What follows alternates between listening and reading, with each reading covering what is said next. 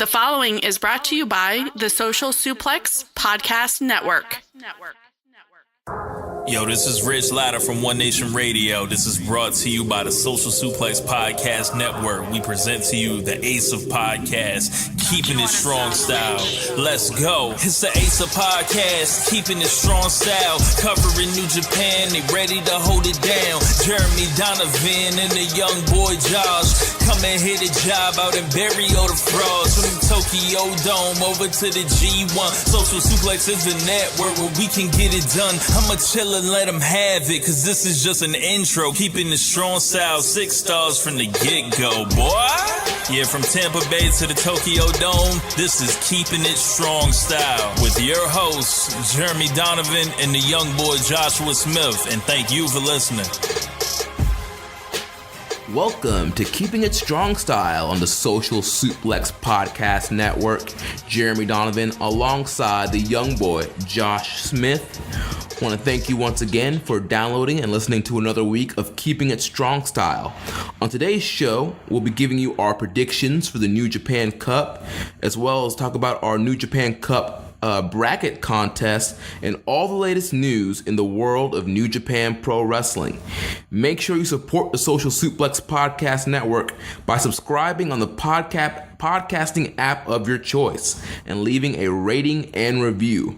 You can also get all the podcast archives and our columns at socialsuplex.com, and go to socialsuplex.com/subscribe, and you can sign up to get the podcast and columns delivered directly to your email inbox. Josh, are you ready for New Japan Cup? Are you ready? Yeah, I'm ready. I was born ready, man. Yeah, man. I'm excited about this show. I am too. So we had the great idea of doing a New Japan Cup bracket contest. You know what's great about that, though? We put that tweet out. Was it a tweet? No. We originally posted it on New Japan Reddit. Yeah, we put it in we Reddit. threw it in the Wrestling Squared Circle Facebook group and on our Twitter at KI Strong Style. But you know what it was like we all week, like we hadn't really talked about what we were going to do for the show. And then we're like, well, we should probably talk about our brackets. And I was like, you were like, what if we did a contest? And I was like, yeah, what if we had everyone send in their brackets? Whoever's the most, accurate wins, a prize. And then you're like, yeah, let's do that. And I was like, I'm posting it right now. So we're out here calling it in the ring, ladies and Calling gentlemen. on the fly, man. This was not like it was literally like from the time we posted it, that idea had only been born mere minutes before we posted it. Well, that's how we do everything, because Keeping It Strong Style came out of an idea that birthed in like a few minutes. We got done watching a show.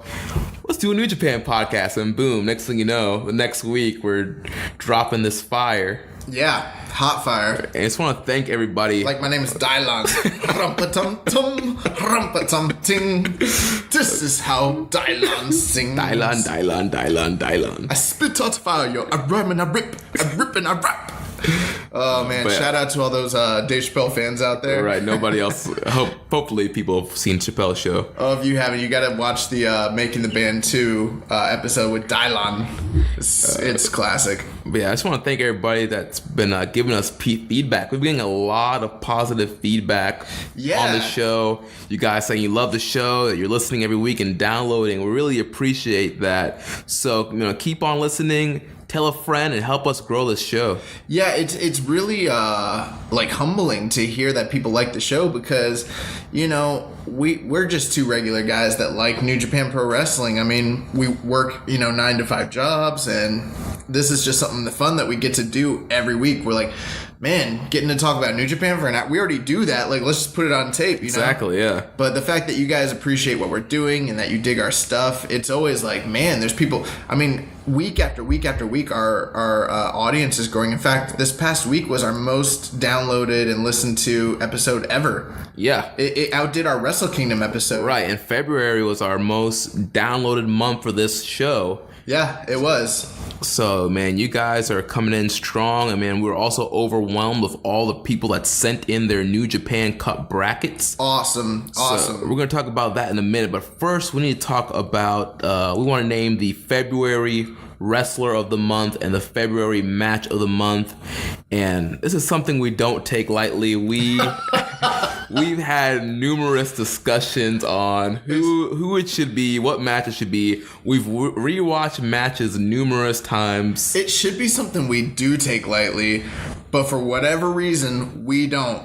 And I think we've been discussing it so in depth, like it's kind of ridiculous. Like it's like the Final Four or something like that. And I feel like you've been a little bit more serious than me. You were like, oh, bro, I'm super analytical. That's you were like why. Stressed out about it. You were like, I know, because I'm super analytical. Like man, when it comes to like lists and match comparisons and ratings, like I'm like just so analytical. I'm like, all right, if I'm gonna do this, it's got to be right. Like, I don't want to come on the air and be like, yo, I don't know, like who Beer City Bruiser was the wrestler of the month, and then we get flamed online. Like, nah, we gotta name the wrestler of the month. The wrestler of the month, the match of the month. So this is for February. February we had the New Beginning in Osaka and the Road 2 shows, and then there's also Honor Rising, and then the untelevised Australia shows. Yeah, with that being said, I do reserve the right to go back retroactively and give a new answer for the wrestler of the month and the match of the month. If there was something that was fire on the Australia tour that we don't know about, I will retroactively award it. Only because New Japan's going to be airing them, so... Right. So we'll see. Something could change our minds, but we'll go off based off what we've seen so far. It's basically just 5 shows. Right. And also to recap, our January Wrestler of the Month was Minoru Suzuki. The match of the month was Kenny Omega versus Chris Jericho at Wrestle Kingdom. Alpha versus Omega, yeah. All right. So February, match of the month. Okay, do we want to just say what the 3 matches were that we kind of considered? Yeah. Because I think there's really only 3 that it really came down to, right? Right. It came down to Will Ospreay versus Hiromu Takahashi for the junior title. Yep, at New Beginning in Osaka. Right. And then from the same card, the IWGP World Champion. Well, it's the IWGP Heavyweight Championship between Kazuchika Okada and Sonata. And then the third one was from night 2 of Honor Rising, the tag team match between the Golden Lovers and Marty Scurll and Cody. Yeah. So, yeah, all 3 of these matches, really great. I actually rated, I think all 3 of them just about the same.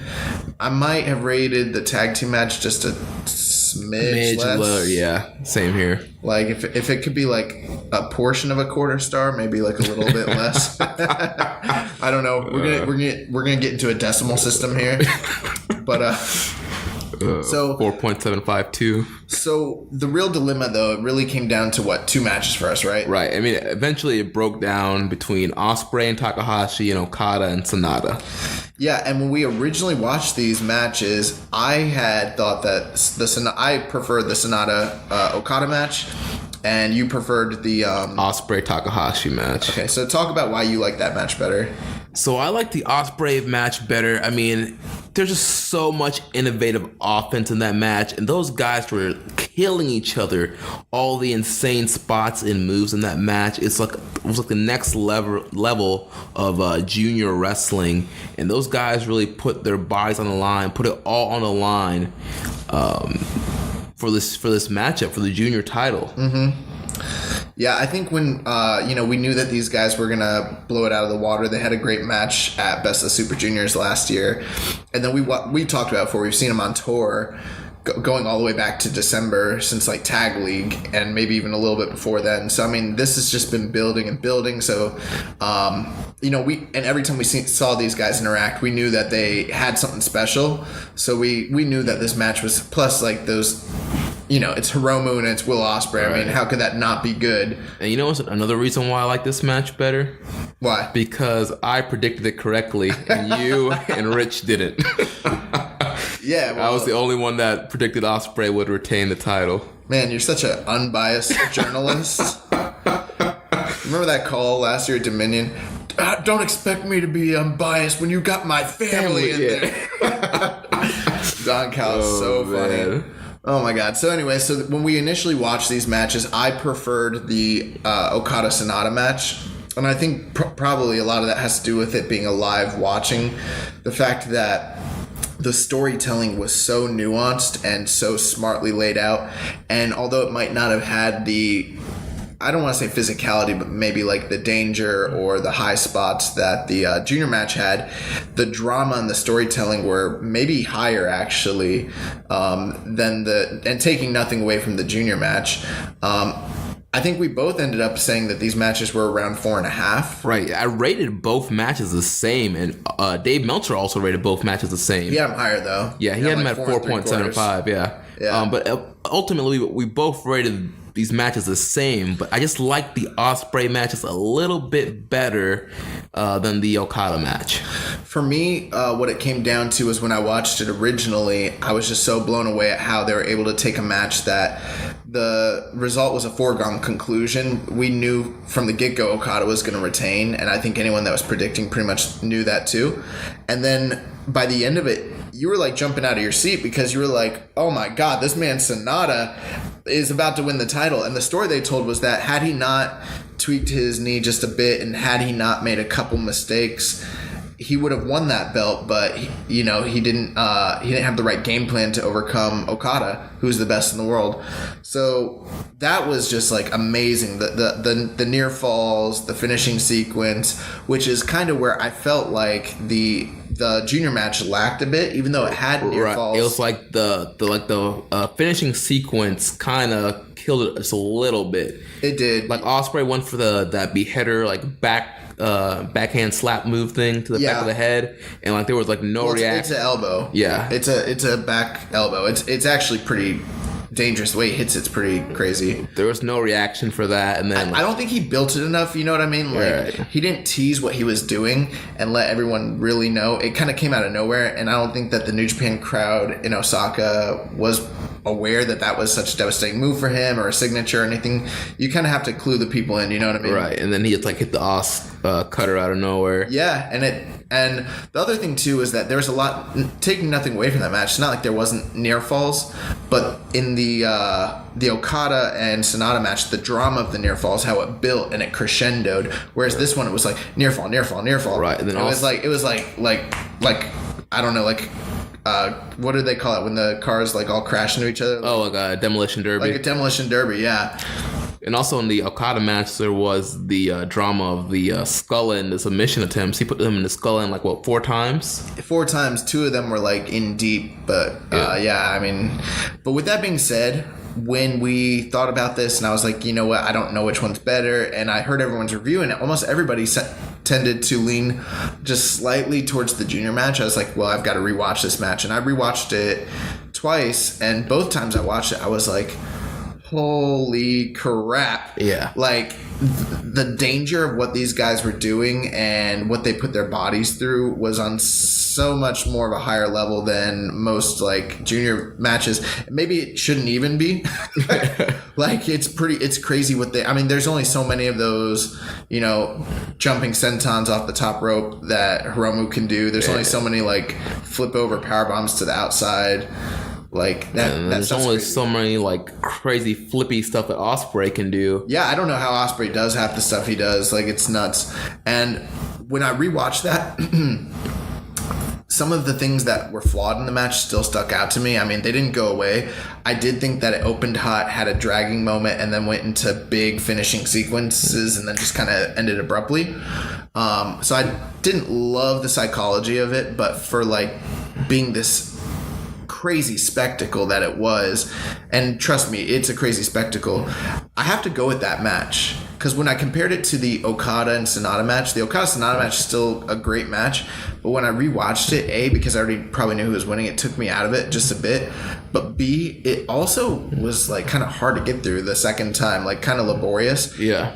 It's a little bit slower, and I mean, of course, it's heavyweight wrestling, but... Right, and they had to go slower following that junior match. Well, Goto... The never match was there, yeah. Goto killed that. But no, and again, taking nothing away from it, I think we had some criticisms of both matches the first time. We ended up with, saying they're both great matches, but upon the rewatch, for how great the storytelling is in the main event, and it's great, it's top class, the physicality of that junior match is like unparalleled. Yeah. And because of that, I've got to go with that match. Right. So the February match of the month, Will Ospreay versus Hiromu Takahashi for the IWGP Junior Heavyweight Championship from New Beginning in Osaka. Yeah. So now the wrestler of the month for February.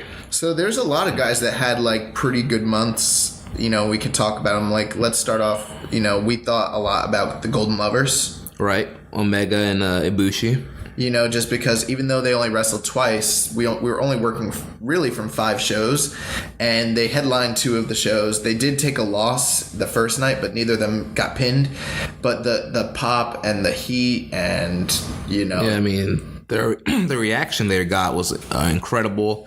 Then, you know, you had the documentary that came out. They're the hottest thing all month. Right. I mean, there was so much hype. I mean, their WrestleCon match got announced, and there was just like so much hype, like with the Golden Lovers. So, I mean, they were definitely contenders for Wrestler of the Month. I just didn't think we saw enough of them to really come out and say, like, hey, this is what they succeeded at. This is what they did. I think if they'd had a little bit of a longer month, then they're right there in the running. Right. Another guy that had a fantastic month, and he's a little under the radar, is Hangman Page. Right. He pinned the U.S. champion at was that night 2 of Honor Rising? Yeah, he pinned him clean. Yeah, with the rite of passage. Yeah, and he got the main event win the night before, and when he pinned Chase Owens with the rite of passage. Right, and then I think it was the previous tour. He picked up a couple pinfalls. The last tour he was on, he had a couple pinfalls too. I know. You mean in January? Yeah, no, in January. But I'm saying like his momentum has. Yeah, he's been building. Has been building. He's been building since the tag league. Right. And you know, this propelled him into a title shot with against Jay White. So it's kind of like he picked up 2 really big wins that have elevated him. And I know this is a Ring of Honor, but he also successfully defended the ROH 6-man tag titles against SoCal Uncensored, along with the Young Bucks. So this is a guy who's been on fire. I think if we felt like, and don't get me wrong, his performances aren't terrible, and they're actually good. Like he's one of the most improved guys this whole year. I think we've constantly mentioned how much he's improved. We listed him as our most improved, one of our most improved for the awards last year. Yeah, for the 2017 year in awards. Which I think we were a little ahead of the game on that, because some of the other podcasts that cover New Japan, when they were listing their most improved, they did not have him listed, and we did, because I mean, you could just tell this guy really has been improving like year after year. That being said, though, I still don't think he's had that like superstar making performance or anything like that. Right. He had big wins, and he's still doing his flippy stuff in the ring, and he's still improving, but it wasn't like, oh man, you got to see this Hangman Page match or anything like that. Right. But a big month for him. Another guy that we thought was Okada. That's right, the ace. Well, the new ace. The new ace. So, I mean, obviously, Okada had a stellar performance in... And you know what? We should just throw Sonata in there. Okada and Sonata are both guys that we thought about. You know, we saw them on tour during the Road 2 shows. They had that awesome tag match with against one another. Right. The night before the New Beginning in Osaka. And then they had an awesome main event, you know, at the New Beginning in Osaka. So why do you think we kind of aren't going with Okada or Sonata here? I don't think we're going with them. First of all, just, you know, match of the month went to Ospreay and Takahashi. Ospreay, just a guy that's been on fire, and like Okada and Sonata. I mean, we liked the match, but I mean, that was pretty much like the only real like highlight for them throughout the tour. They had that good tag match the night before, but it wasn't anything like blow away. I mean, they had some good moments, you know, and even like some of the outside promos, and it, you know, with like Okada being like a douche and just like attacking Sonata, that all happened. So I mean, they had good months, but and I mean, honestly, this is like a typical thing with Okada. Like we talked about this earlier. Like it actually might be hard for Okada to win Wrestler of the Month, just because he's usually going to be defending the title. Obviously, that's going to be usually a blow-away match, but once a month, and like he's not going to be really, either he's not on the tour or he's not having blow-away matches the other nights on the tour. Or when he's on the tour, he's going to be in multi-man matches where he's kind of protected and that sort of thing. And not really doing much. Now, that's not to say that he's not going to be a contender for Wrestler of the Year, because it's not like we're going to go back and be like, all right, who won the most Wrestler of the month. Okay, they win. No, it's not going to work that way. This is just something kind of fun that we're doing. But when it all averages out over the course of the year, I'm sure he's going to be right there. Right. I mean, he's going to have the highest, probably once again, one of the highest star rating averages for his matches. So far this year, he probably does. Right. And I mean, well, up there, yeah. I mean, he's a champ. Who knows when or if he's going to lose the title this year. But with that being said, there wasn't enough. We didn't see enough of either of these guys to really say like, "Hey, this is the Wrestler of the Month." And then the last runner-up guy that we kind of consider was Jay White. Right. Jay White was one of the few guys that we saw on both tours. So we saw him all. He made 5 appearances, and he's been impressive. Especially the match he had with Dave Finlay was especially good. Right. And then like he's just been causing turmoil with his promos and his character work and everything like that. But he did get pinned by Adam Page. Yeah. And much like Adam Page, I mean, the Finlay match was good, but there was no like blowout match. They were like, oh man, you gotta stop what you're doing and watch this Jay White match. I really liked the Jay White and Finlay match, maybe more than other people. I liked it a lot. I liked the match, but I mean, I wouldn't call it a blowaway match. No, but he was out here dominant too. That's another reason we consider him, because he was like, didn't he knock out Toa Hanare? I believe so. Yeah, in like one of the multi-man matches. Yeah, he did with the crucifix elbow spot. So I think like of the 5 matches we saw him in, he won 4 of them, and I think he was the guy picking up the wins in most of those matches. So he was like right there as well. But with that being said, the guy that we have to defer to and we have to say is the Wrestler of the Month is the Aerial Assassin, Will Ospreay. Yeah. Successfully defending the title against Hiromu. That's for the first time. Yeah, that's a big deal. He won the title when he won it the first time.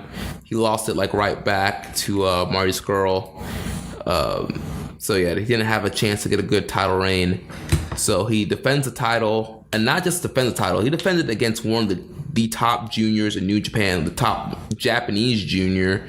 Hiromu's like the most feared guy in the division. Right. Like if you remember the whole narrative of last year when he went on that 6-month reign, no one could really figure this dude out, and they tried so many different tactics to beat him, and nobody really could best him in a one-on-one until Kushida finally came back and got beat him at Dominion. Right. So, and he's been trying to get a title shot ever since Dominion.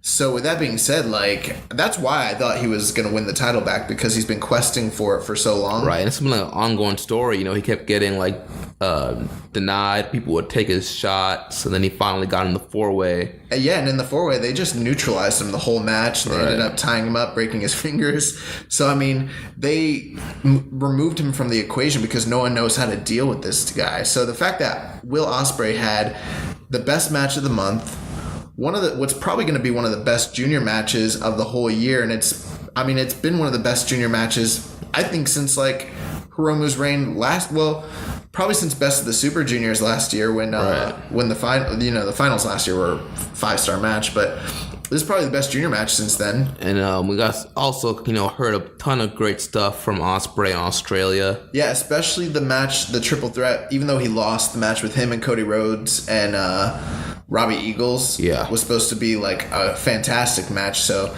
he's been putting in great performances, and then every time we saw him in a multi-man match, this during the build-up to the New Beginning Osaka, him and Hiromu, we already talked about, they were just blowing us away.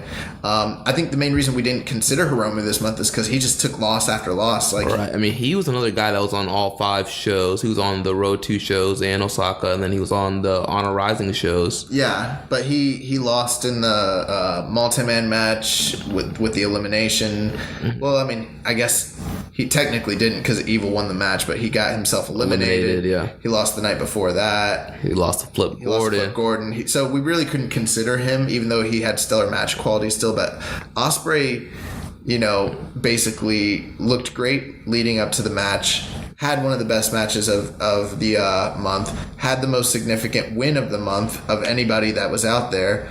And then he set himself up to be propelled into a main event against the IWGP champion Okada this month at the anniversary show. Right. By the time this show drops on Tuesday, so the anniversary show will have aired by the time you're listening to this. You'll probably be watching it tonight. Oh, it's when is it? It's March 6th. So it's in 2 days? Yep. So we're recording on Sunday. You will hear this on Tuesday. The anniversary show will have happened by the time this show comes out. Bro, I'm excited. I forgot that it's so soon. But with that being said, I mean, this is by far the biggest match of Will Ospreay's entire career. A, juniors almost never headline New Japan shows. B, it's against their biggest star, their world champion. And not only that, but he's headlining one of their biggest shows of the year against the world champion in the second biggest company in the entire world. Right. And also, I mean, there's a lot of interesting comments from him lately about wanting to wrestle heavyweight and he wants to be in the G1. No, I'm not saying that's going to happen this year, but I mean, this is a step in the right direction. So I think based on his accomplishments and his match quality and everything of that nature, you got to go with Will Ospreay in this case. All right. So February, wrestler of the month for February, Will Ospreay. Wow. Okay, cool. So we got that out of the way. All right. I'm really enjoying these match of the month and wrestler of the month. Yeah. March is going to be intense. March is going to be great. Because we have the anniversary show and then all these New Japan Cup matches. I'm assuming whoever wins the New Japan Cup will probably be our wrestler of the month. Right. Unless someone does unless someone puts in like a Yugi Nagata type performance. Yeah. Like how he did in the G1, how he lost, but he was just the best guy the whole tournament. Right. Unless someone does that, like the second place guy. Yeah. Could potentially be the March wrestler of the month, but if the matches are good enough. Right. So New Japan Cup. We're gonna talk about our brackets and let's talk about the contest too. Okay, yeah. So here's how it worked, and we posted it on the New Japan Reddit and on Facebook and Twitter. We had you guys submit your brackets. You predicted all the rounds all the way to the finals, and then the winner of whoever has the most accurate bracket with the correct winner, they're going to win a wrestling t-shirt of their choice. Right. We also have a little side competition going between Josh and I. We're not in the main competition. So we're not? No. I figured if we win, then we get the shirt. No. Remember we said we were going to do a side thing with just me and you. So if I win, you get me a shirt. And if you win, I get you a shirt. No, that's not the way I understood it. The way I understood it was whoever is the best overall, whether it's a listener or us, okay, they're getting the shirt. But here's why. Because I believe in America. And I believe that we live in a land of equality. Okay. And equal opportunity. So we're in the mix. And yeah, because at the end of the day, if I don't know, let's shout out to Kyle Morris. He was the first person to send in his bracket, I believe, right? Yeah. So if Kyle's the most accurate person, we're paying for him to get a shirt. But if I smoke Kyle in this thing, I don't care. I'm getting the shirt. Okay. And you're buying it for me. And I think that is equal and fair. Because what are the chances that one of us are going to be right? It's not, I mean, we don't work for New Japan. We can't, We don't? So no. Just playing. We're literally, like, before the whole entire tournament starts, we're officially both stating this is our bracket. Right. Openly, publicly to the world. So there's no way we can go back and be like, oh, you guys don't get a shirt. Right. We're not going to con you guys. All right, so we're not finessing out here. We're not Jeff Jarrett. So we're all in. We're all in. We're all in on this. But here's the thing. Multiple people could have the same, basically if you predict the winner, then you're in the running to win. And then, it's going to go based on who out of all, if there's a tie and there's multiple people who have the same winner, it's going to be whose bracket was the most accurate overall.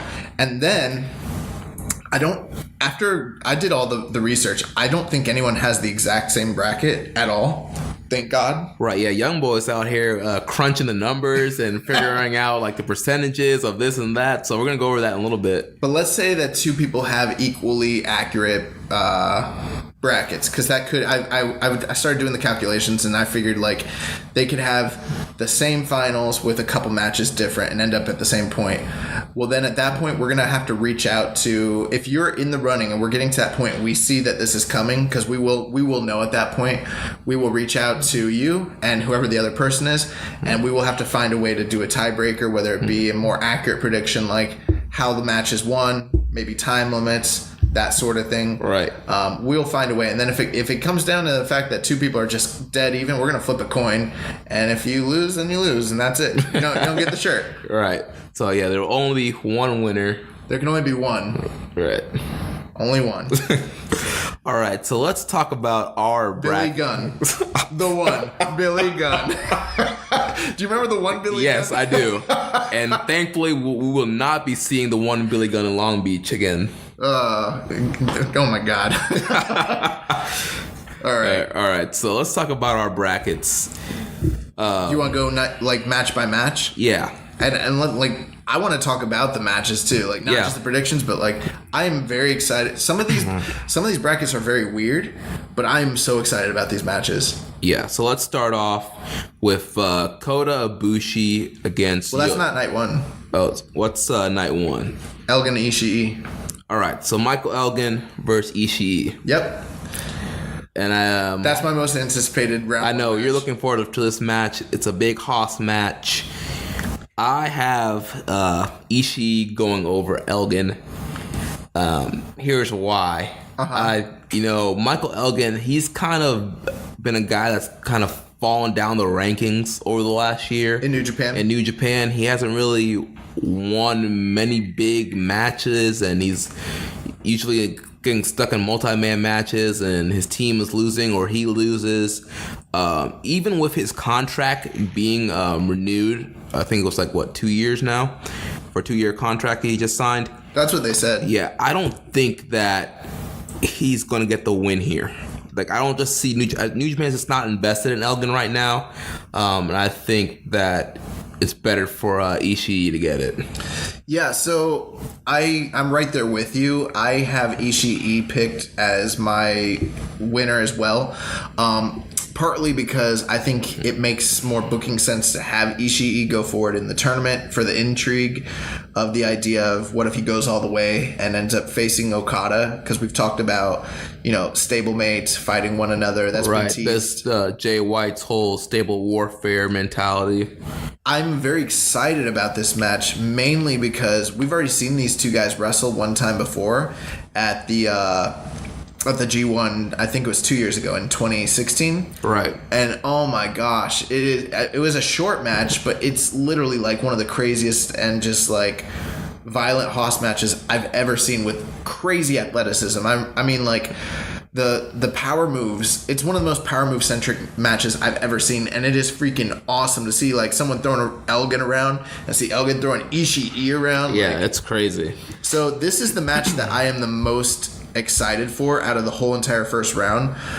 With that being said, I think that Elgin, if this was 2 years ago when he was on that tear and he had just come in and he came off the G1, remember he won he won the IC title, right? But after he got his orbital bone broken by Naito, and then he came back at last year's Wrestle Kingdom, he really hasn't been the same in the booking. Right. A lot of people want to point to the scandal with the sex allegations and all that stuff and point to that, but Elgin's been pretty much de-pushed ever since that time. He had one big match against Naito last year that was 5-star, and then he underperformed everywhere. He lost in the US tournament. He didn't go far in the New Japan Cup last year. He didn't do well in the G1. He was just average. So I mean, he really hasn't been in the title picture in any title picture at all. I think he had one never title match last year, if I remember correctly. I believe so, yeah. Against Suzuki. Yeah. And it sucked, and it should have been great. So with that being said, I would be very surprised if Elgin got the nod here. I would be too.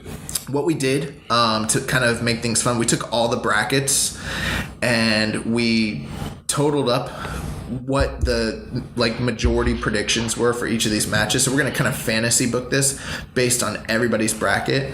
And from what we received, 80% of you believe that Ishii is going over Elgin. So it's a pretty heavy favorite for Ishii. So that would be a huge upset for Big Mike to get the win here. Yeah, based on what our listeners and even us too, yeah. Yeah, I mean, I'm sure there are other people out there that think Elgin's going to go over, and I wouldn't be too surprised at the end of the day because Elgin is still Elgin, and I mean, he's one of those guys they can pick up at any point, moving forward. But right now, it seems like Ishii probably is the more favored guy overall, right? Or at least by American audiences. I don't know what Japanese fans think.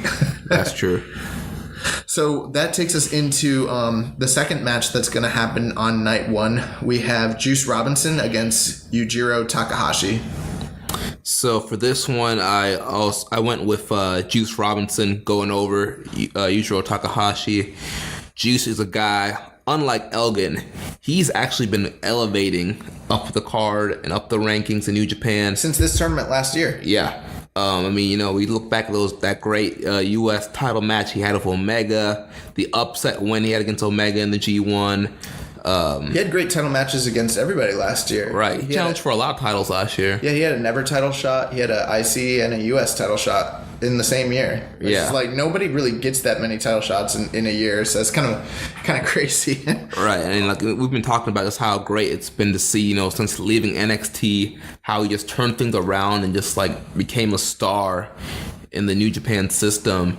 And I mean, he's a guy I could see him winning a title this year, like towards the end of this year. Mm-hmm. Yeah, I mean, hopefully. I mean, I don't know if that will be the case. With some of the ways that New Japan books, sometimes guys tend to stagnate a little bit. But hopefully they do, they push Juice. With that being said, here's a very interesting fact. These two guys met in the first round of the tournament last year. I was not necessarily remembering or privy to that when I did my booking. I don't think you were either. No, I totally forgot about that. Yeah, and Juice went over in the first round. So this is a rematch of a first round match that these guys had just a year ago. And Juice was victorious. I have Juice going over for the same reasons that you do. I think it just, I think based on the way that I'm booking it, with Ishii winning, I think it makes sense for Juice to move forward. Plus, he kind of has been getting pushed where it's not that Yujiro's not pushed. He's kind of a protected guy, but he's like he's like that mid-card level type guy. All right. They're not really going to elevate him. I mean, he's found his niche. He's got his gimmick. He does his thing. He's right where he needs to be. I don't see him getting a lot of benefit from getting a victory here. That being said, if Yujiro won, it would kind of make sense from a booking standpoint because Juice beat him last year. Right, and this callback, and it could be a callback, and then Takahashi gets the win this time. Here's the other interesting thing: 100%, 100% of people that send in their ballots for this prediction show think Juice Robinson's going over. So yeah, that's like unanimous. So if Yujiro does win, which I'm starting to think maybe he could based on, history, that would be one of the biggest upsets based on our poll of the whole entire tournament. Right. And I think it could happen. Now that I'm really starting to think about it, I'm like, I mean, Juice doesn't need to go forward, and neither does Yujiro, because I think out of that 4-man, to me, it's like Elgin or Ishii is the more favored guy, no matter who they're facing, whether it's Juice or Yujiro. Right. So it doesn't really matter. Yeah. So they could easily push Yujiro there and have it done that way, especially since he's a heel and he can find some sort of snarky way to win. Yeah. So I don't know. But yeah, so we both got Juice. You guys all got Juice. So with that being said, based on the majority poll, with 80% of people choosing Ishii and 100% choosing Juice, that leads us to a Ishii Juice going into the next round. Let's talk about night 2. We've got Hiroshi Tanahashi versus Taichi. Well, first of all, I just want to say how surprised I was. Shocked that Tanahashi. I mean, we've been speculating whether he's going to be in New Orleans or not, because we're going to be in New Orleans for WrestleMania weekend, and they're not even really saying. Right, and we were kind of disappointed that we weren't going to be able to see the Ace, but now here he is in the New Japan Cup. Probably not 100% healed yet, And if he's even injured, I'm starting to think like some of these injuries are just works. like kayfabe. Like, he's working us. I mean, I don't take him as seriously as like when WWE like has their full like medical like disclosure. This is what happened. Yeah. I don't think it's like that in Japan, and like I'm starting to just feel like this guy just keeps coming back and he keeps being injured. Like I'm sure his bicep really was messed up and all that, but I'm like, I don't know. Either Tanahashi's hurt and he's like working hurt, which he doesn't really need to be, or he's not as hurt as badly as they let on, right? And we're getting worked. So something's not right here. So Tanahashi's going against Taichi. Taichi's just recently elevated in the heavyweight division. Yeah. We're going to check out his match with Naito on the anniversary show to see how that's going to be. Mm-hmm. But I have Hiroshi Tanahashi defeating Taichi here. I know that with a recent push to heavyweight, some might think that this may be the time that they're going to go all in and push Taichi. I don't see that as the case. I don't expect him to beat Naito on this anniversary show, and I don't expect him to beat Tanahashi here. I think these matches will be used to show the fans he can go with these high caliber guys, but I don't think he's going to be going over either of them, and I think that Tanahashi is going to get the win here. There's something weird online. I don't know what it is, but on like the boards and stuff, there's like this weird thing where people really like Taichi. Have you noticed that? Yeah, a lot of people. I mean, somebody even commented on our Reddit thing. They were like, Taichi or bust. And I kind of thought that was ridiculous. I just thought he was being ironic. But the fact of the matter is, a lot of people picked Taichi to win this. Not enough to win the poll, but in this A block, this was the most like diversive pick because only 60% of people picked Hiroshi Tanahashi. I also have Hiroshi Tanahashi winning. So far my picks, I think both of our picks are right in line with the majority. And also I just want to be clear, we did our brackets separately, and we did them before we looked at anyone else's brackets. Right, so we were not influenced by each other, and we were not influenced by all the brackets that you guys sent in. Yeah, so we thought that we want to make that clear. I forgot to make mention of that. Yeah. But I think one reason that people are not picking Tanahashi is A, he was injured. B, he has lost the first round of the last 3 New Japan Cups. And in the past, Invasion Attack / Sakura Genesis isn't really when you start to see Hiroshi Tanahashi heat up. You know, he kind of works in cycles, you know what I mean? Like he works Wrestle Kingdom, you kind of start getting fat Tanahashi, and then he gets in shape, and then Dominion time, G1 time, you start getting like fighting shape Tanahashi. With that being said, I kind of feel like Tanahashi, if he is injured and he's coming back, he might have something to prove. Right, and I think another reason too, a lot of people pick Taichi too. They think that Tanahashi will probably be going against Suzuki at Sakura Genesis. Yeah, and you know what? They could be right, and that's one reason why I was really on the fence for this pick, because I don't think that the storyline with him and Minoru Suzuki is done yet. Oh, no. Not at all. Not at all. So it really, like, I was troubled when I was trying to make this pick because I'm super analytical, and I thought about that a lot. But with that being said, I just can't imagine Taichi getting... Now, they do like to do big upsets for the New Japan Cup. So, hey, 40% of you, if Taichi wins, it's going to place you guys in a lot better standing to win this free t-shirt. So... With that being said, though, it is funny that so many people like Taichi online. I think it's like an ironic sort of thing. Yeah. Like they like him because he's a heel, because he tries to not work good in matches, and he does like stupid dick heelish like stuff. It's a dick in real life. Yeah, like, and he's like, but I don't know. When I see Taichi, like, I get it. I get what he's doing, but I don't dig it like the way other people do. All I gotta say is, all these nights of the tournament, he better have Miho Abe with him. Oh my god. That's all I care about. Calm down there, Taguchi. So, with that being said, we've got, I have Hiroshi Tanahashi going forward. Jeremy's got Hiroshi Tanahashi, and 60% of you also have predicted Hiroshi Tanahashi. And let's talk about the second tournament match on night 2. Yeah, the underboss, Bad Luck Fale, taking on one half of the Killer Elite Squad, Lance Archer. Fuck him up, Fowler. Fuck him up. Oh my God, I hate Lance Archer. Oh man, we've talked about our hate for Lance Archer during our World Tag League episodes. You can find them in the archives.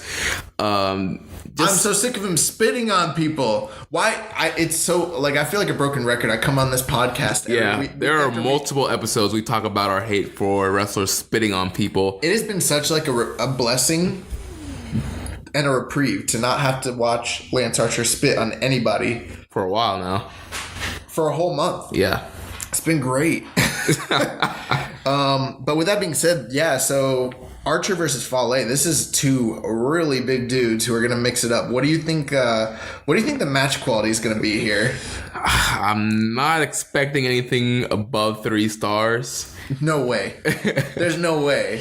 And you know what? Archer's pretty good in the ring, actually. Yeah. If it wasn't for the gimmick and everything he does, it wouldn't bother me so much. Archer's gotten tons better since his days in TNA and ECW and WWE. There's a reason he's a tag team guy, though. Right. Let's just say that. Right. And a Bad Luck Fale, I mean, he's a decent worker for his size, and we've seen him pull out some decent matches. I like Fale. I like Fale too, but I don't think these guys' styles are going to mesh well. They're just going to be hitting each other hard. Right. The whole match is going to be them trying to take each other off their feet. Yeah. Fale had some really good matches during G1 last year that I liked, especially the match with like Tanahashi. The match he had with Makabe the first night where it was like limited, but they were just hitting each other hard. I really liked that match. So this might be okay if like these guys just go in there and just beat the crap out of each other. Right. With that being said, though, I've got the underboss going forward, partly because I'm going to say here, one thing I did try to do to cheat a little bit, I did take a look at the undercards for the different nights, and Fale seems to be involved in a lot of multi-man matches with other guys in his block. So it just seems like it would make more sense that he's going to be facing, especially specifically Juice and Elgin are the two guys that you see him in a lot of multi-man matches with. It might not mean anything, but plus on top of that, Fale tends to go very far in the New Japan Cup. Like, this is his tournament. Right. I also have Bad Luck Fale going over Lance Archer. To me, Lance Archer is a tag team guy. I really don't see them. I know he's done well in these tournaments before, singles, but I feel like he's just been so ingrained with like the Killer Elite Squad stuff and the Suzuki Goon stuff. I really don't see them, giving any, like, why him winning here, what does that do? Like, he's not going to be in a singles program at all this year. So you and I have the same A block matches predicted? Right. Interesting. I also think it's interesting that the two Suzuki Gun guys in this block, Taichi and Archer, we both got them getting eliminated, as do the majority of people here. Right. And so we have 95% of you guys picked Bad Luck Fale also. There's very few people that picked Lance Archer. Right. But there's that small 5% contingent. So it looks like majority of the you guys that sent your brackets in are in line with Josh and I. We pretty much all have the same it's going to break down after round 2 is going to break down. Right. Yeah, so Fale is the favored guy. I think it makes more sense I think Fale against Taichi or Tanahashi to me makes more sense than Archer. But I mean, we've seen Archer in this tournament before, and we've seen Davey Boy Smith as well. They're both in it again, and we've seen them get out of the first round before. I believe I could be wrong about that, but Fale just tends to do very well. He usually makes it to like semifinals or even he was in the finals last year. So I think it would be shocking in this particular tournament for Lance Archer to take him out in the first round. I'd be very shocked. Right. Yeah. Same here. So that leaves us again with Ishii against Juice going into the coming out of the first night, and then Tanahashi versus Fale, who those guys have had tons of matches against each other, and the match they had at G1 this year was very good. And so that's the first round of A block. Let's talk about B block, Jeremy. All right. So what's the first match on the B block night? Night 3, it's Ibushi and Yoshihashi and Zack Sabre Jr. and Tetsuya Naito. All right, so let's start with Ibushi and Yoshihashi. I have Ibushi going over Yoshihashi. Because it's Yoshihashi.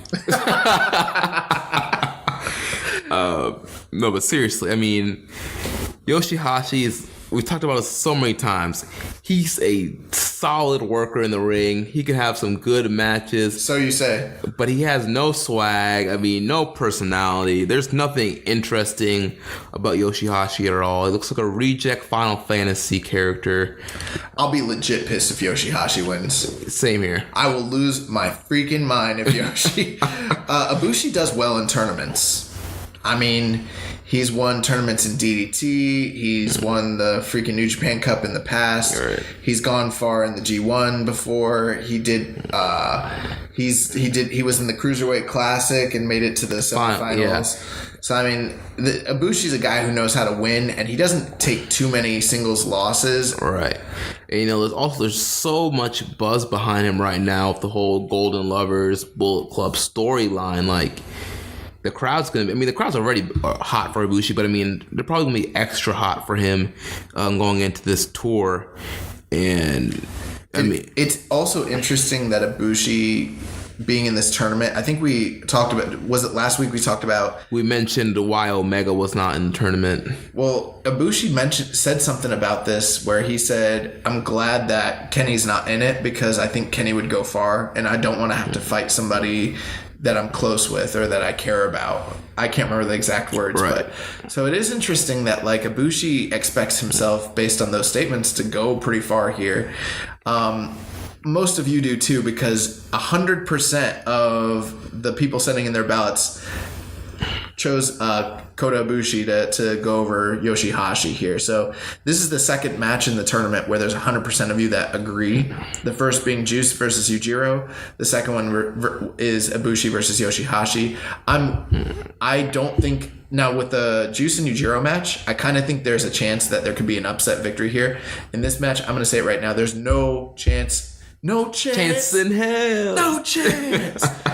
There's no chance Ibushi's losing to Yoshihashi here. If he does, I'm going to call Gato myself and say, for real? Why'd you do that?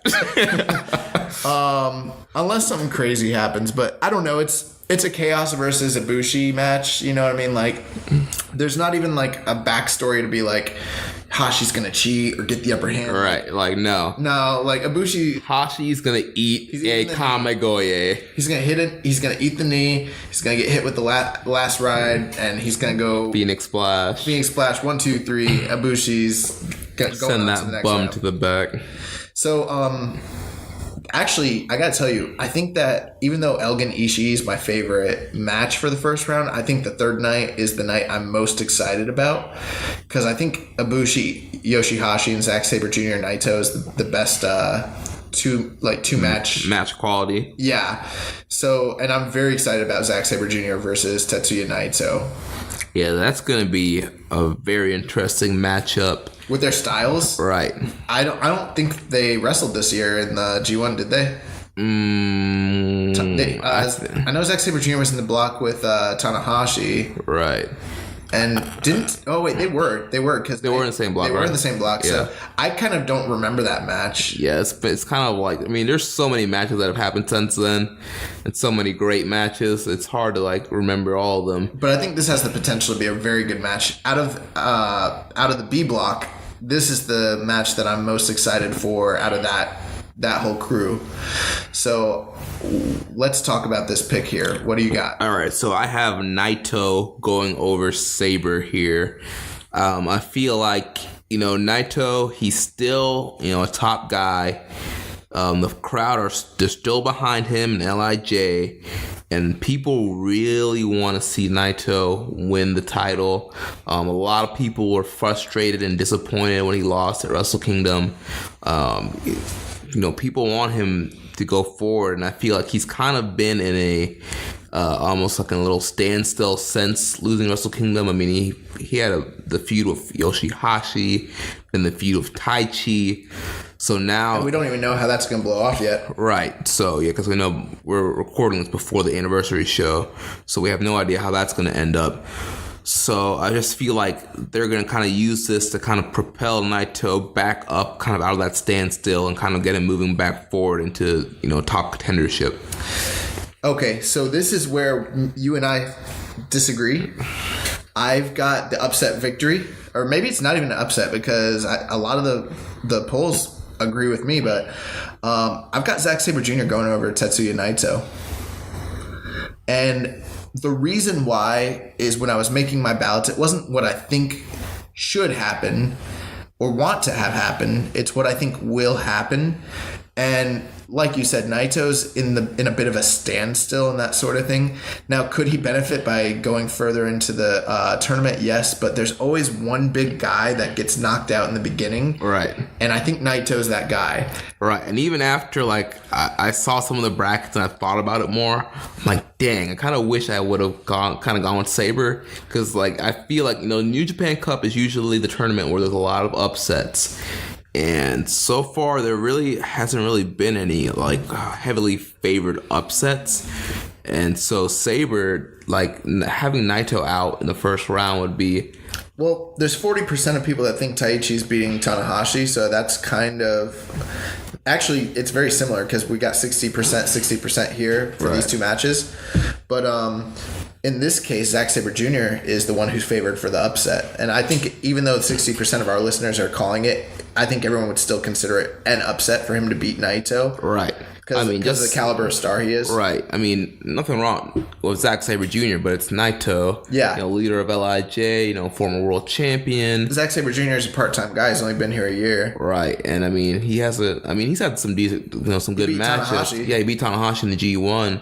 But I mean, he hasn't had any title runs yet. I mean, he really hasn't made like a big splash in New Japan yet. Yeah, I mean, he did okay in the G1 last year, but that's about it. Yeah. But here's the thing. I think Naito, like earlier in the year, I was like, Naito's going to win the New Japan Cup. He's going to go to Sakura Genesis and he's going to win the title. That was all before Jericho. We've got, BJ and AJ. Before Jericho and after Jericho. And before Jericho, I was saying that Naito was going to win this tournament. But after the Jericho attack, I was like, okay. So now maybe I'm wrong. We still don't even know if they're doing that match. We reported like a few weeks ago that there was supposed to be a speculation that they're going to make an announcement for Long Beach, and that still hasn't happened. And the rest of the reporters that are out there are still saying that it's most likely it's happening at Dominion. And so my thing here is like, could Naito hypothetically go to the finals? And then, like, here's my thing. I think if Naito goes to the finals, there's no way he's losing the tournament. And if he wins the tournament, in my mind, there's no way he's winning. He's losing the belt twice. You know what I mean? Like, he's not going to lose to Okada. So I think if he goes to Sakura Genesis, he's got to win. And then it's like, what? Is he going to go to Dominion and defend against Jericho?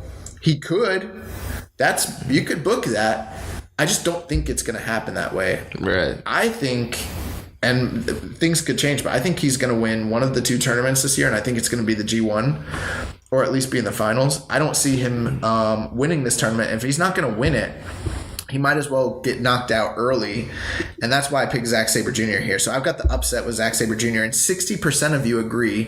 60% of you picked Zack Sabre Jr., which I was stunned by. That was like one of the most shocking picks because I thought I was like making like the secret sexy pick, and it's not. Yeah, there's a lot of people that think this is going to happen. A lot of woke listeners out there. Woke. Oh, I don't do a good Matt Hardy impersonation. I was going to try to do one. Woken. Okay, so based on what we got going on there, the majority of you think that we're getting Ibushi versus Zack Sabre Jr. going into the second round. And then night 4, we have Toru Yano versus Davey Boy Smith Jr. and Sonata versus Chucky T, which I think by far this is the strangest 4-man bracket of the entire tournament. Yeah. Jeremy, your thoughts? Yano versus Dave Boy Smith Jr. All right, so I have Toru Yano going over Dave Boy Smith Jr. And it might sound weird to like other people who are that don't follow New Japan full time, and we noticed that like in the brackets, like some of the people that we know that submitted brackets that picked Yano were like, picked Dave Boy Smith Jr. We were like, why are you doing that? Right, you idiot. But like Yano's the guy that like you never know I mean, he could win, literally, he could win any match. He could beat anybody just because of his unorthodox style. He goes far in this tournament year after year as well. He catches people off guard, low blows, roll-ups, schoolboys. Like, he's so unpredictable and so hard to prepare for that I feel like I see this match being Davey Boy Smith Jr. trying to outpower, using his power over Yano. Oh, he's going to try to kill Yano. Yeah, and then at the last second, he's going to get cocky, be flexing, and then Yano's going to roll that man up. Yeah, I think Yano's going to hit him with some powder or tie his feet together or hit him in the head with a mallet or something. Return of the tape. Yeah, it's going to be something crazy. It's going to be entertaining for what it is. So, I know a lot of listeners love Yano, and I know a lot of listeners hate Yano. I personally find Yano to be extremely entertaining. I like Toru Yano. Yeah, he cracks me up. I loved the G1 match with Omega. I know a lot of. I did not love that match. Well, it was a great like comedy to have like a break in between all the serious matches. You should watch some DDT. If you like that match, you'd love DDT. It was just, I don't know, it popped me. I mean, obviously you don't want a card full of Yano matches. Yeah. But I mean, it's good to have it sprinkled in here and there. I think that based on my next round's pick, Yano makes the most sense to go forward. I mean, Davey Boy Smith, he's a big guy. He's actually a great wrestler. The difference with Killer Elite Squad, he, in my opinion, is a much better wrestler than Lance Archer. Oh, yeah. But he has none of the swag. He's terrible on the mic. He's got a great look, and he's a great in-ring, but he is just... his character work is so bad. Whereas like Archer is all character work, all charisma. Right. Whether we like it or not, that's all that's what he is. And that's why they're perfect together. Yeah, they need one another. But David Boy Smith is not a singles guy. He's gone far in this tournament before, so he could hypothetically beat Yano. And but 85% of you think Toru Yano is winning this match. That is a large contingent of people who watch New Japan, and they know that Yano typically does well in this tournament. Right. I mean, I think he got knocked out in the first round last year, but the year before that, he was in the semifinals against Naito, and he's gone far in the tournament before. So I think he's even been in the finals once. I could be wrong, but 85% of you. So that is a lot of people. So that's my pick too. I think Yano's gonna pull some sort of screwy finish. Yeah. He could catch him in a small package, bro. Right. Like you literally can catch him with anything. That's the thing. Like, it's so hard to prepare for Yano. You don't know. Victory roll. Right. And it's over. Anything. So so we got Yano going into the second round. And let's talk about the next match. We got Sonata coming off of his loss in the IWGP title hunt, taking on Chucky T. So this man, Chucky T, the current PWG world champion, injures his best friend and takes his bookings. Yeah, he's taking all his bookings, bro. That's the ultimate dick in real life move right there. Oh, you're stupid, bro. He's actually probably like doing him a favor by like working the shows he can't make anymore. Right, yeah. But it's funny, Chucky T had a tweet this week. He was like, do the same, stuff for 16 years. Yeah. And then everybody else gets signed by WWF, and then indies have no other choice but to book you. He also said that he was going to steal a kiss from Sonata in this match. Yeah. He like tweeted that out, and I was like, why? What is up with everyone wanting to kiss everybody in wrestling? Like, it's crazy. Why did he kiss Kojima? I've never kissed Kojima. Thank God Sam McCallaghan's not in this tournament. Right. So, yeah, of all the guys who were like part-timers, well, I would have liked to see Jeff Cobb come back. I'm still holding out hope Jeff Cobb comes back. But of all the like part-timer guys that were in the World Tag League this past year, I think Chucky T is like the other guy aside from Jeff Cobb that I'm like excited to see come into New Japan. But almost everybody thinks Chucky T is losing. Right. I also think that too. I picked Sonata over Chucky T. Originally this was supposed to be Beretta in the tournament. Obviously New Japan, I think I mentioned this last week, I don't think New Japan really had, I don't think, we might not have seen Chucky T on this tour at all if Beretta had not gotten hurt. So I don't really think there's any plans to advance him. So I think they want to keep... I think it's like a tryout. Right. They want to keep Sonata strong, I believe, after that match. Oh, it would be a travesty to have Sonata have that fantastic main event match last month and then to have him job in the first match of the New Japan Cup. Unless, and we talked about this before, Evil's injured.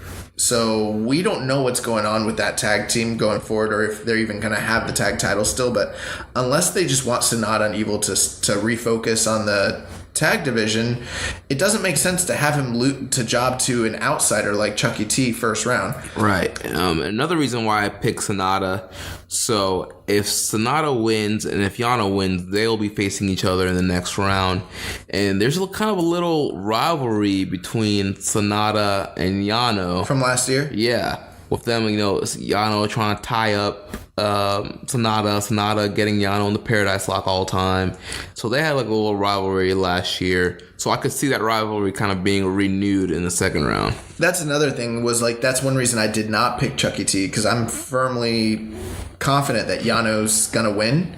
And so for Chucky T to advance, they could wrestle each other. They're both Chaos members, and it would probably be it'd be a straight up comedy match. Yeah.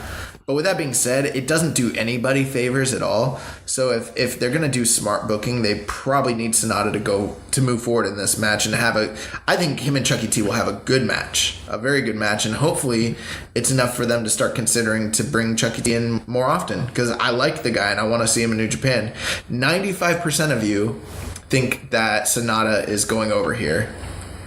So that's a huge percentage. It's very interesting how in the first block we had a match with 100% and we had a match with 100% in the B block. Yeah. We had a match with 95% in the B block and a match with 95% in A block. So like it's kind of mirroring each other. And then we had one match that was 80 and another that's 85 in both blocks. Then we got 60 and 60. So, yeah. So there's kind of a common trend. There's some similar thinking going on amongst the masses out here. But, yeah, almost everybody thinks Sonata is going over here. So if Chucky T wins, I'll be very surprised. All right, so what do we have next? Well, let's just give the rundown. So I think you and I had the same A block. Right. And then B block, we're exactly the same, except for I've got Zack Sabre Jr. and you've got Naito. Right. Okay. So going forward, now we're getting into the second round, which we don't actually know what is going to happen from this point forward. What we've covered to this point are the matches that we know are going to happen. But apparently we're getting into night 5. Right. So what's your second round match? Well, I think we have the same thing. So it's going to be Ishii versus Juice is what we're predicting. Right. Okay. So what are your thoughts there? So there I have Ishii going over Juice. I think, like I mentioned, man, Ishii is such a great wrestler and doesn't get, the shine he deserves. And I mean, he's the Stone Pitbull, and I think this is gonna be another hard hitting match. And Juice is gonna try his best, but I just think Ishii gets the win here and moves on in the tournament.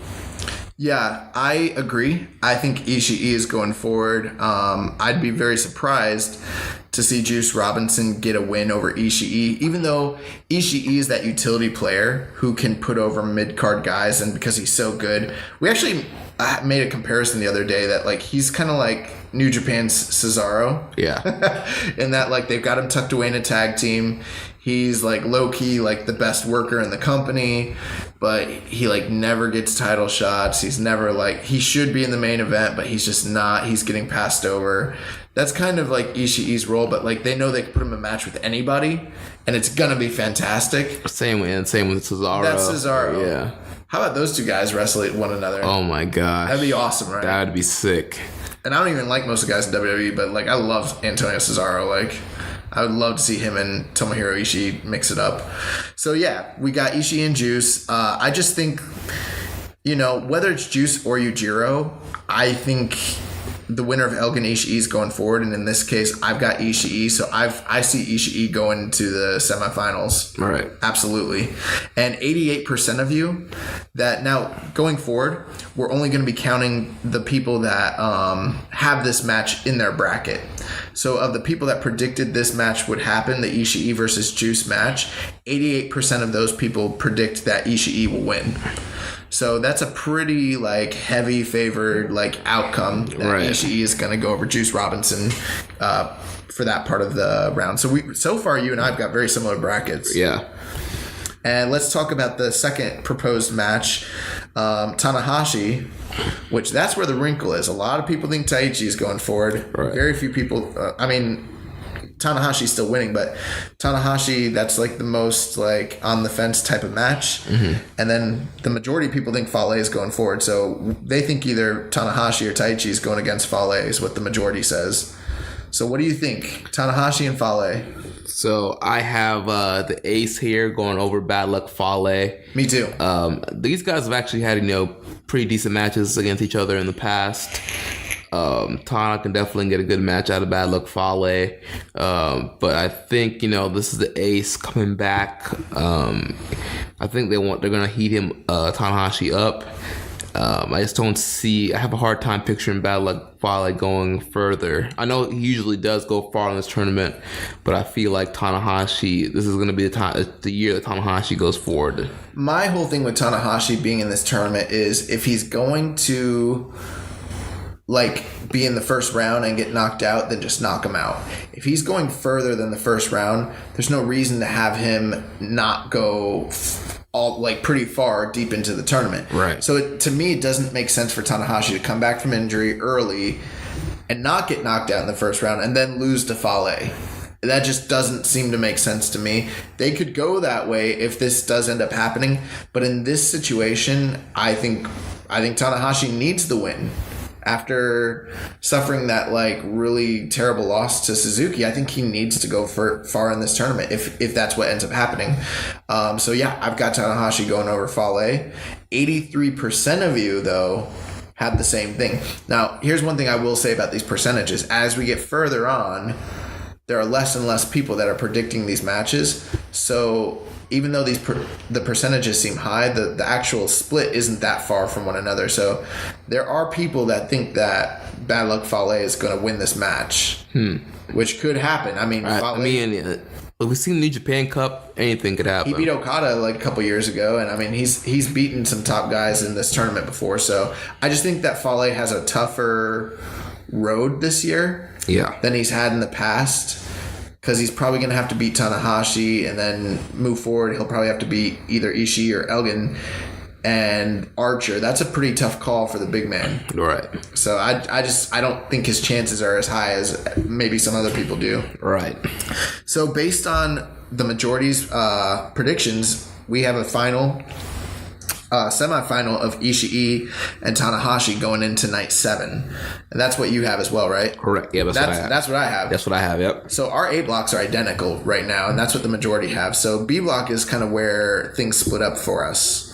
So night 6, based on this proposition, what do you have? So we're talking about Naito and Ibushi. Well, we're going to talk about your pick. Right. Because, we're the stars of this show.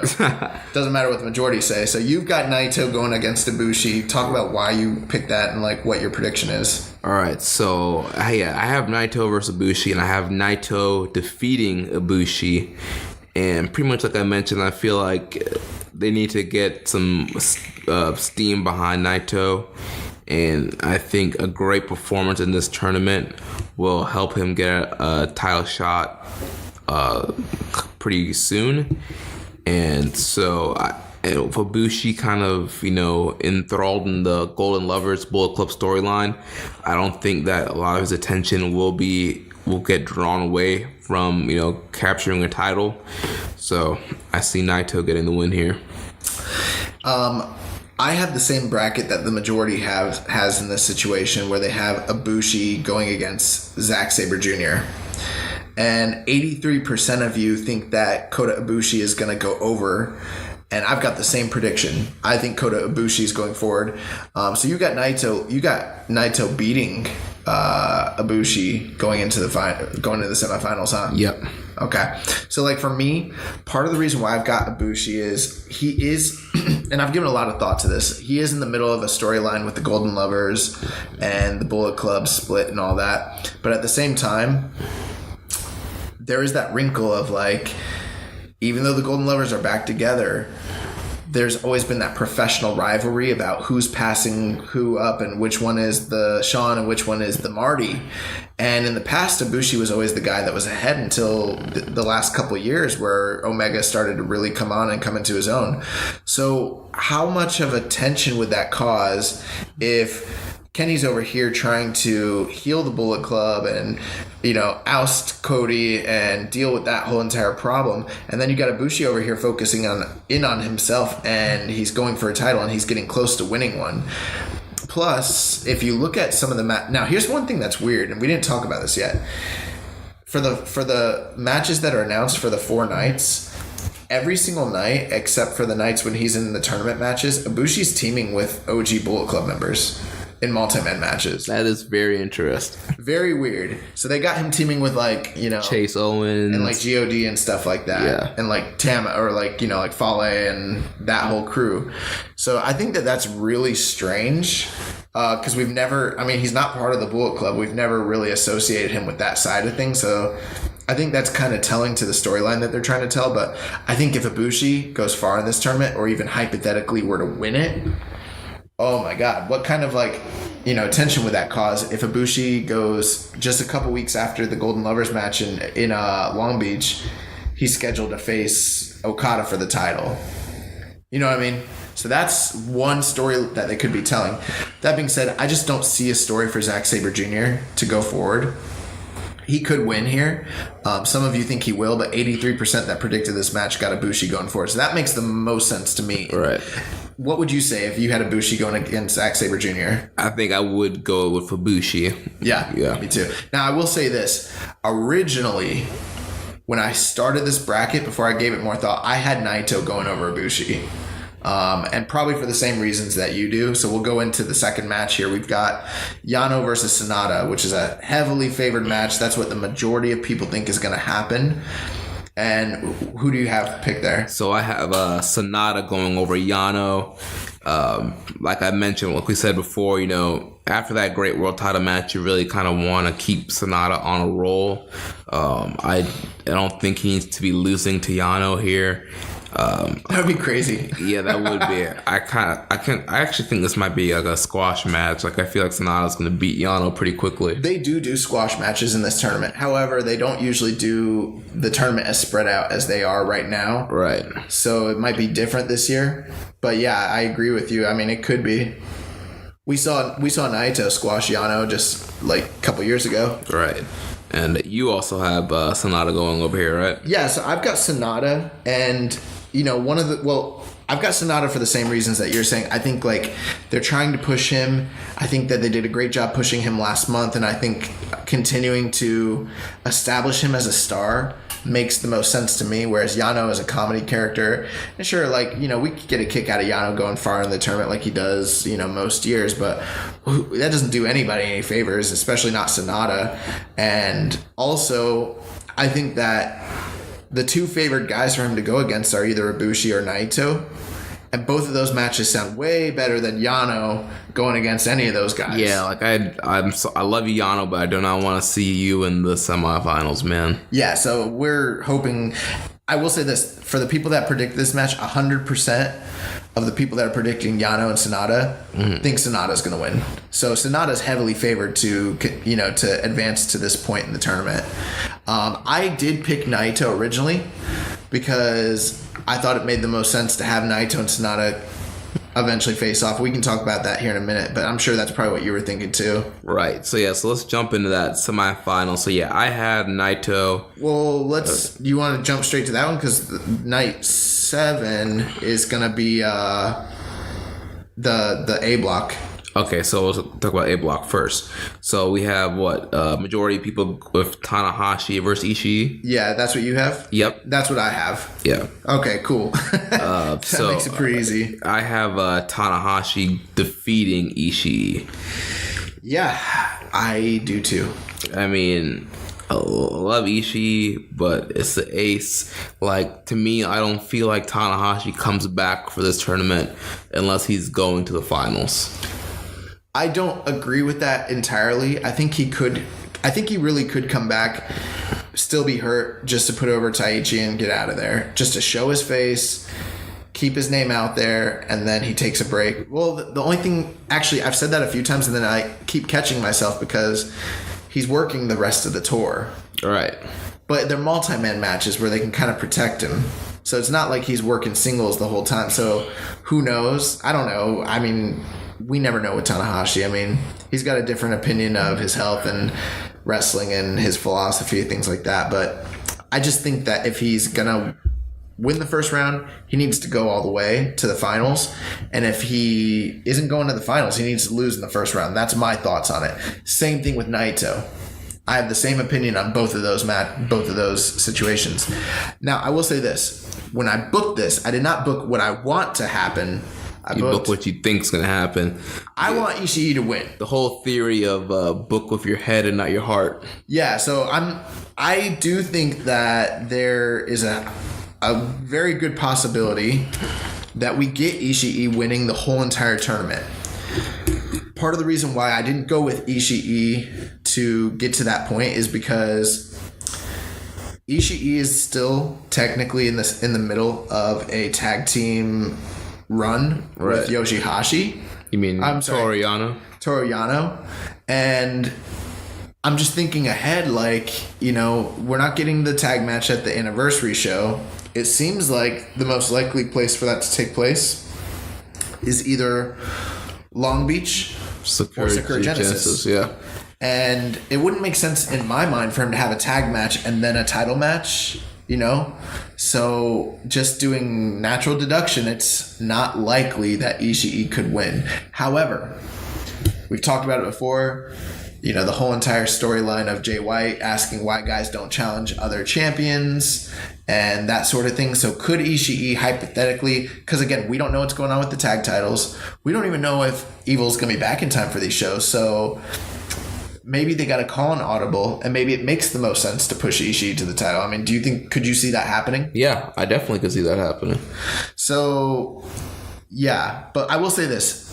For the people that booked Ishii Tanahashi to get to this point, 75% of those individuals think Tanahashi's winning.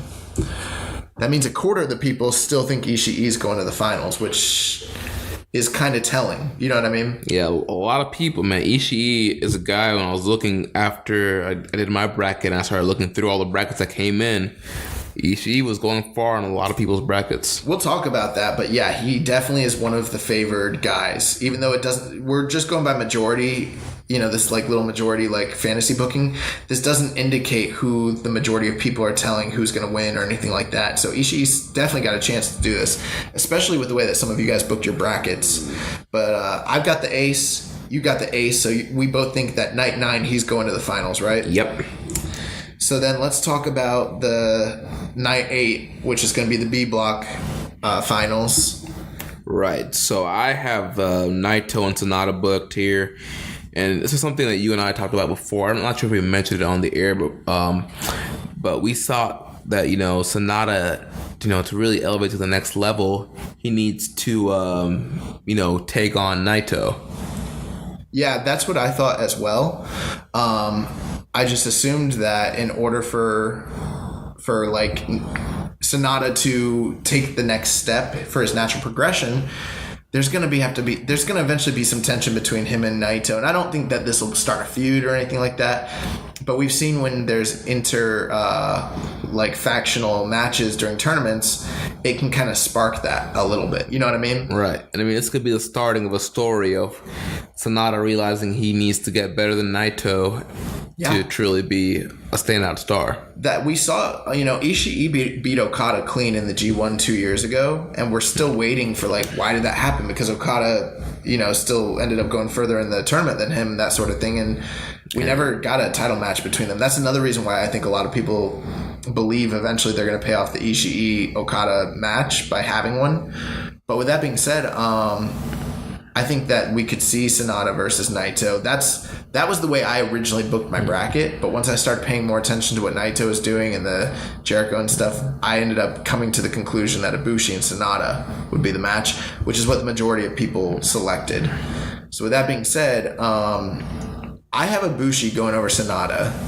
Now here's an interesting thing. I thought that the amount of people that thought Ibushi would beat Sonata in this hypothetical matchup would be higher, but it's only 83%, which sounds like a lot, but we're getting to a point where there's not a ton of people making this match. There are people that think that Sonata has an outside chance of beating Ibushi. Now what's funny is when I noticed that when Naito and Sonata are matched up, because that's the other popular pick, Naito wins almost always. But in the Ibushi Sonata match, there are people that they think that's Sonata's chance to go to the finals. So that's like a really interesting like little tidbit there. Right. I mean, I think with Sonata going to the finals, it kind of tells like another like little story of like, can Sonata like work his way to another title shot so quickly? I don't think it makes sense for him to get a rematch right back to back. I don't think so either, but that's like a story they could tell. They could. I think the reason I don't see it to the finals and why most people is no one would believe anyways. And it wouldn't make sense to give him a back-to-back run. It makes the most sense. Let him have really good matches, get far into the tournament, have a good showing, but ultimately get knocked out so that he is still like benefited from being in the tournament, but not like hurt. Because I think it would hurt him to go to as weird as that sounds, I think it would hurt him to go to the finals and everyone just knows he's not going to win. Right. Yeah. Like, what does that do for him? No, doesn't really help him out at all. If you saw it where it was Ibushi against Sonata, what would your pick be there? I think I would go with Ibushi also. Okay. So then that leads us to the finals, night 9. We ended up with different finals from one another. You ended up with Naito versus Tanahashi, which was going to be my finals. We were going to have the same bracket, Jeremy, which I think that would have made a really boring show if that would have happened. Yeah. So. But we were thinking the same way. And it's so weird because we didn't even talk. Yeah, we didn't. Yeah, I mean, usually throughout the week we're talking about stuff. And like when it came to the brackets, like we're not talking at all. We didn't talk. And like we're now living We got heat. We got heat, brother. We're now living together. And so, yeah, we did not talk about the brackets at all. We were like sequestered into our own little areas of the house, like writing our brackets out. I was stressing about my bracket. Well, actually, I did my bracket in the barbershop. And you did yours in like a couple minutes. Yeah. It took me a lot of time to do mine. And the other thing, too, is like, I know this is fun, but like, I don't like the outcome of my brackets, but I think it's the most likely scenario. Yeah. I want Ishii to win. That's what I want. I want Ishii to go to the finals and win the New Japan Cup. But aside from that, I also just feel like this is what's going to happen.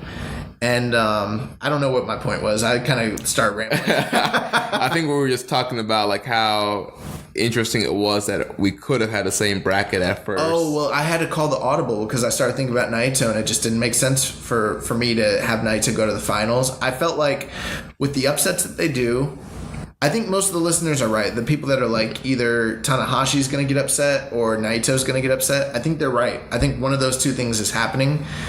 I think it would be too, like, if this was a G1 final, yeah, I could see Naito and Tanahashi for me.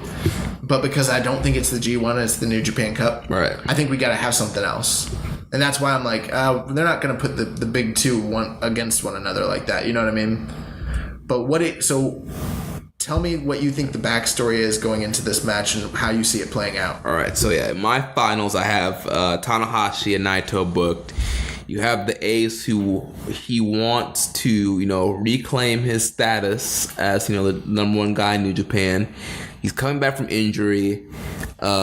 He also has the motivation to want to stop Okada from tying his title defense record. And then Naito, obviously, he's been chasing the IWGP Championship. He failed at Wrestle Kingdom. He wants, another chance to beat Okada. I'm sure he's learned from the loss and could have come up with a strategy to beat Okada. So both of these guys have their motivation to the heavyweight title. But at the end of the day, I have Tanahashi going over Naito. So you could set up that Tanahashi-Okada match where Tanahashi is trying to stop Okada from tying his record. for successful title defenses. Right. That's a great story. I could totally see that happening. And we know the amazing matches that Okada and Tanahashi have. And Naito and Tanahashi. Right. And also, you got to think of like what's going to draw for Sakura Genesis. And obviously, an Okada Tanahashi match, I think, is definitely a big draw anytime they wrestle each other. Right. And those matches are so good. And I mean, if you look at the booking logically, like Tanahashi probably wouldn't beat Okada. But I mean, hey, at the end of the day, you never know. Like, Tanahashi is good enough to beat, kayfabe vibe is good enough to beat Okada. Yeah. Wow. That's a lot to chew on, a lot to think about. So I ended up, now here's the crazy thing, guys. My bracket is literally this bracket. This when we did the, the averages of what people predicted and came up with the fantasy booking, I have the exact same bracket down to the winner. However, that does not mean that is the most popular finals. It's actually the second most popular finals, and the winner is not the most popular winner either. So that's not to say that I'm going to be right or this is exactly what it is. It just kind of, I don't know, it's kind of crazy. It worked out. I will say this. Of everybody else that sent in brackets, I am the only person that has this bracket exactly down to a T. I know Rich Latta, shout out to Rich, One Nation radio host, writer for the Social Suplex, Latta's Lariato. He had almost the exact same bracket as me. The only match that we differ on is he thinks Davey Boy Smith Jr. is beating Yano. Man, that was one of the people we were talking about earlier that had Davey Boy over Yano. I was like, yes, we don't have the same bracket. And if it comes down to where this is the case, I'm definitely going to win. So, with that being said, I ended up with Ibushi versus Tanahashi as my final. And that was actually the final that 20% of people that made predictions ended up with as well. The reason I came down to this was for the same reasons you were saying. What we already talked about, I think Tanahashi, if he's coming back early, it makes the most sense that if he's not getting knocked out in the first... Now, if he gets knocked out in the first round, my whole bracket's screwed from that point. I'm done. Same here. Man. Yeah. But if Tanahashi wins, I think he's got to go to the finals, and I think it makes a lot of sense for them to tell the story of, I'm trying to prove that I'm not done, prove that I still got it, stop this man from tying my record, to prove that he is still the ace and that he's the greatest IWGP champion of all time, not this new kid Okada. And kind of like, we haven't seen these two guys wrestle since the G1 2 years ago. So that's kind of like, we've seen it a lot of times, but there's enough time that's passed where that could be a big match that they could do. On the other hand, I've got Ibushi, and I kind of talked about how it would cause a huge wrinkle in the whole storyline if Ibushi's off chasing for the title. Mm-hmm. And if he actually succeeds and makes it to the finals, and then you've got Kenny off on the side. Especially since, because the whole reason Kenny's not in this tournament because he wants... because of Ibushi. Right. Yeah, so that makes... And then you have the other backstory where Ibushi and Tanahashi wrestled each other twice last year, once during the G1. And then at King of Pro Wrestling. Yeah, and Tanahashi has been very outspoken how he thinks that Ibushi should be the new guy, the one to take his mantle, the next ace, if he would just settle down and commit himself, that he's that talented. So he sees a lot. It's a generational match because he sees a lot of himself in Ibushi. We saw how great those matches were, especially the King of Pro Wrestling match. Yeah, that was fire. Freaking awesome match. So I think that this match as a final is one of the best finals that you could possibly end up with. I think logically it makes a lot of sense. I think that also during I didn't talk about this, but during the tour, Ibushi interacts in matches with Okada a lot. Yeah. And with that being said, I think ultimately, there's too much going on off on the side for Ibushi to get a title shot at Sakura Genesis. Although they could go that way. If they did it, I wouldn't be surprised. But I got Tanahashi winning.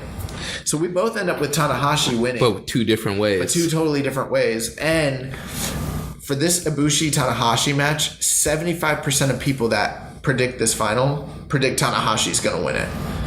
So I'm literally this whole entire calculation. It's literally a fluke, but I have the exact same bracket as this entire thing for the majorities. So maybe it's the fact that I know exactly what I'm talking about and I am completely right and I'm going to be winning a free shirt. Or maybe it's the fact that like I'm too obvious. My choices are too obvious. And your bracket's going to bust in the first night. Yeah, I could be done on the first night and then I'm going to be like, all right, I'm done with Keeping It Strong Style. I'm not doing this show anymore. I'll be putting out an ad for a new co-host. So that I think we both got Tanahashi going into the finals. Here are the 3 matches that are the most popular finals. The most popular finals, 25% of you think that Kota Ibushi is going to end up wrestling Tomohiro Ishii in the finals. Hey, I'm all for that. I'm down for that, dude. That's going to be like the hard hitting of Ishii, the high flying of Ibushi. I mean, Ibushi can strike hard too, so it could turn into a strike battle. Well, he used to be a K1 fighter. Right. So, I mean, yeah. I literally thought at one point, I don't know if you remember me, because we didn't talk about our brackets, but I did talk about my finals, and I was like, could you see Ibushi Ishii? And you were like, yeah. And I was like, dang it. And I was like, I was stressing. I didn't know like what to do. But yeah, 25% of you think Ibushi Ishii is going to be the final. In second place, 20% of fans agree with me. They think Ibushi versus Tanahashi is going to be the final. So it's very interesting that 45% of our listeners think Ibushi is going to the finals, right, which I kind of thought he was an outside guy that could get eliminated pretty early on. Yeah. But a lot of people think he's going. And then 15% of you guys agree with me that Naito and Tanahashi will be the main event. So that's 60% of the votes right there. And there's 3 clear favorite finals. There are another 40%, but they were all over the place. Even though a lot of these brackets were similar, once we start getting to the second and third round, they were all over the place. So, I mean, we got a lot of different finals, but these were the ones that got multiple votes by a lot of the brackets. And it seemed like these tend to be what most people think are going to be the finals, like the most popular.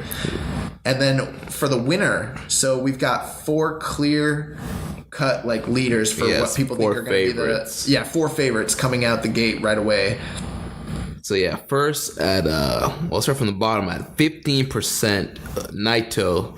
15% of you guys think Naito's taking it all. I just don't see it. Yeah. He is one of the guys that I think could win it, but I just don't see it for Tetsuya Naito. Only because I think it's with what they did at Wrestle Kingdom. I don't think with the whole Jericho feud going on, it makes a lot of sense to have Naito turn around and win the title. I think they need to heat him up a bit more, and I think giving him a G1 win makes way more sense than having him win New Japan Cup. Now, I could be wrong, but I don't see Naito winning this. Then 20% of you guys have Kota Ibushi as your winner.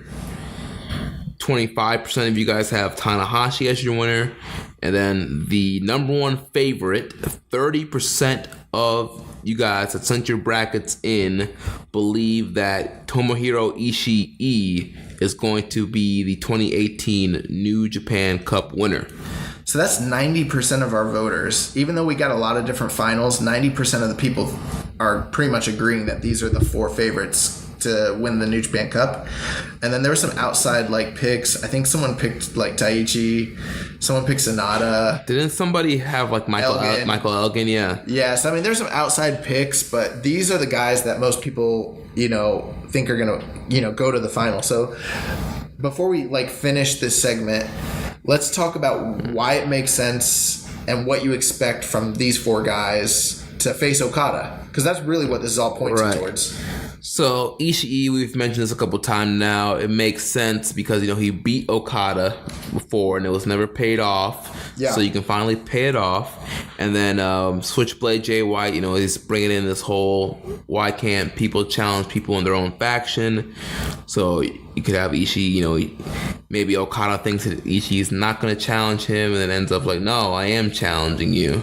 Yeah. And you cause some drama and dissension there between Chaos. Bro, the moment you just said that, I just, like, my ears perked up and I was like, they could definitely do that. And, like, I got goosebumps thinking about it. Like, you could have, like, Okada thinking, like, I challenge you, Okada-san. Right, like, you can have Okada thinking Ishii's gonna challenge like Suzuki or who's the never champion? Oh well, Goto's a Chaos guy. It's three Chaos champions right now as it stands. Right. Goto's not the champion. Suzuki.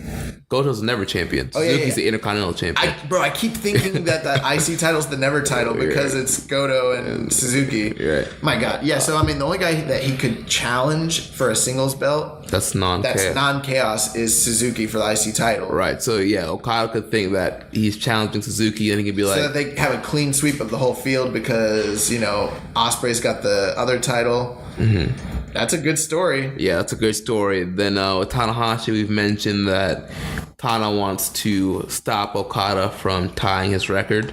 Yeah. So that's I think one thing too to take into consideration when we talk about these matches is the title record of defenses that Okada has had, who he has faced and who he has not faced so far, because there's only so many limited defenses he has left before he eventually does inevitably lose the title. And so which of these guys makes the most sense for him to face and either lose to or even defeat before, dropping the belt at some point in the near future? Tanahashi is one of those big, he's already beaten out of the big four. He's beaten Omega. He's beaten Naito. He's beaten who else is there? He had the big four, like those two guys, and then Tanahashi. Right. He hasn't faced Tanahashi. With this title run yet. Yeah, he beat him for the belt originally. No, he beat Naito. That's right, he beat Naito. I'm thinking back to Wrestle Kingdom. My bad. He hasn't faced him in this title run at all, and it's been years since Tanahashi's had a title run. So this might be like his one last grasp at glory. All right. Before he rides off in the sunset. So I feel like that match does make a lot of sense. And then you have Ibushi, who is another guy that he hasn't faced. I mean, he did wrestle him as Tiger Mask W last year at the anniversary show, but that was a different character in kayfabe. Right. He wrestled a slightly different style as that character as well, and they have not faced one another for the title yet. And so I think that if Ibushi is getting a title shot, especially with the fact that the storyline going back to Invasion Attack in 2015 when he got he won the New Japan Cup, he got the title shot against AJ, Kenny cost him the belt.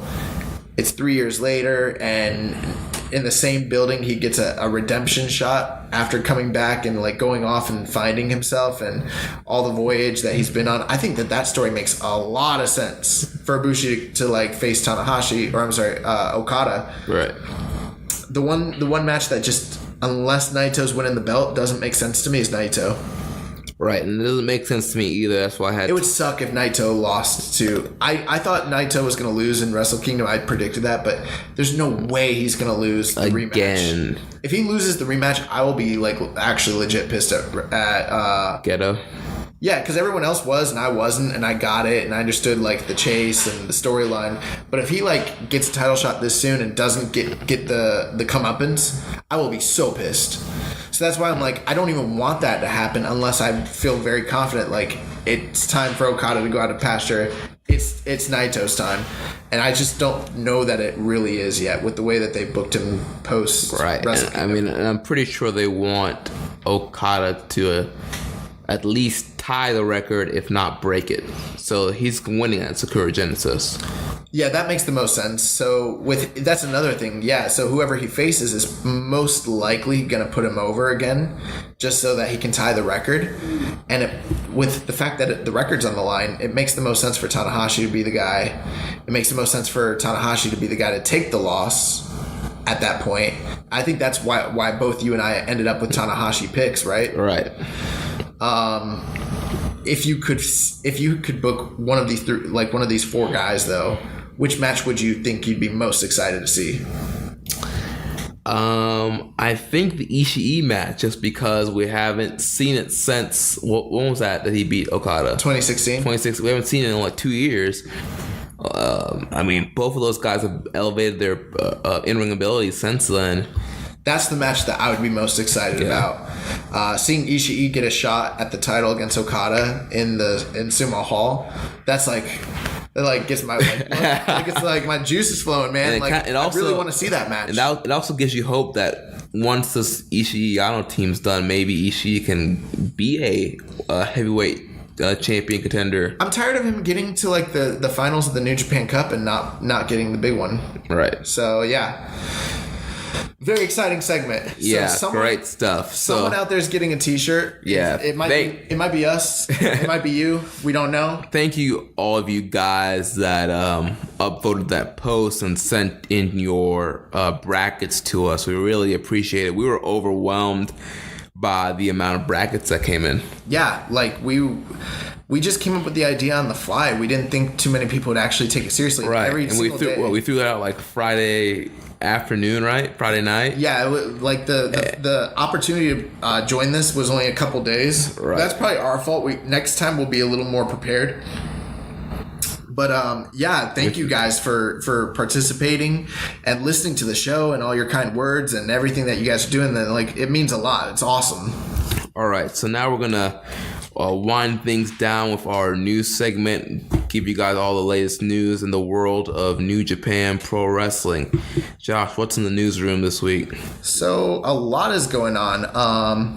The first thing that really was reported this past week was the news report from TV Asahi. I don't know how to pronounce that. But yeah, they came out talking about the New Japan World subscriptions. Actually, Chris Charlton, I don't know if you guys have seen him. He's always posting stuff on Twitter. He's got awesome content. So if you know that, you should follow him because he's always posting. What's his handle? Stuff. His handle's @ReasonJP. Yeah, so give that man a follow. But he said that TV Asahi announced that the New Japan World subscribers went up 40% ahead of Wrestle Kingdom 12, and that foreign membership went up to 80%, with US seeing a 60% increase.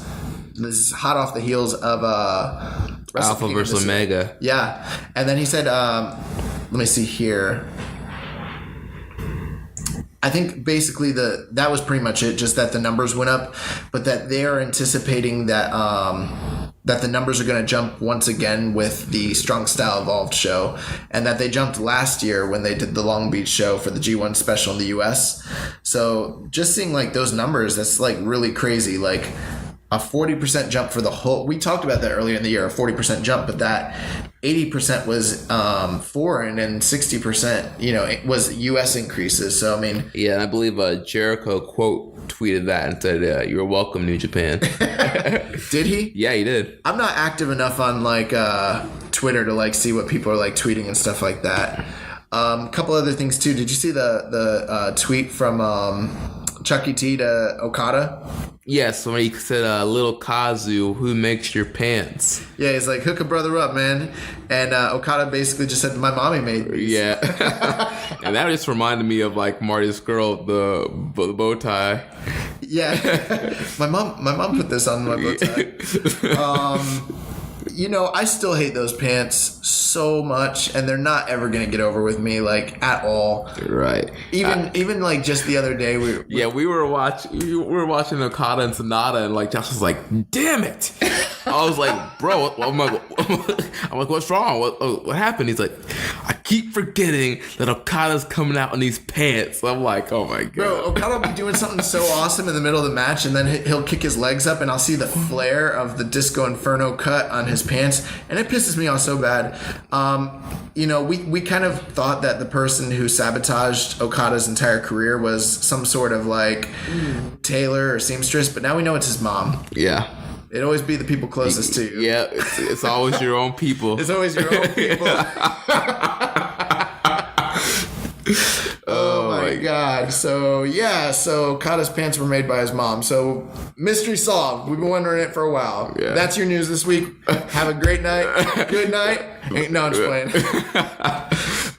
Also, if you guys, I think we talked about this person before, but I don't know, we haven't made mention of it in a while.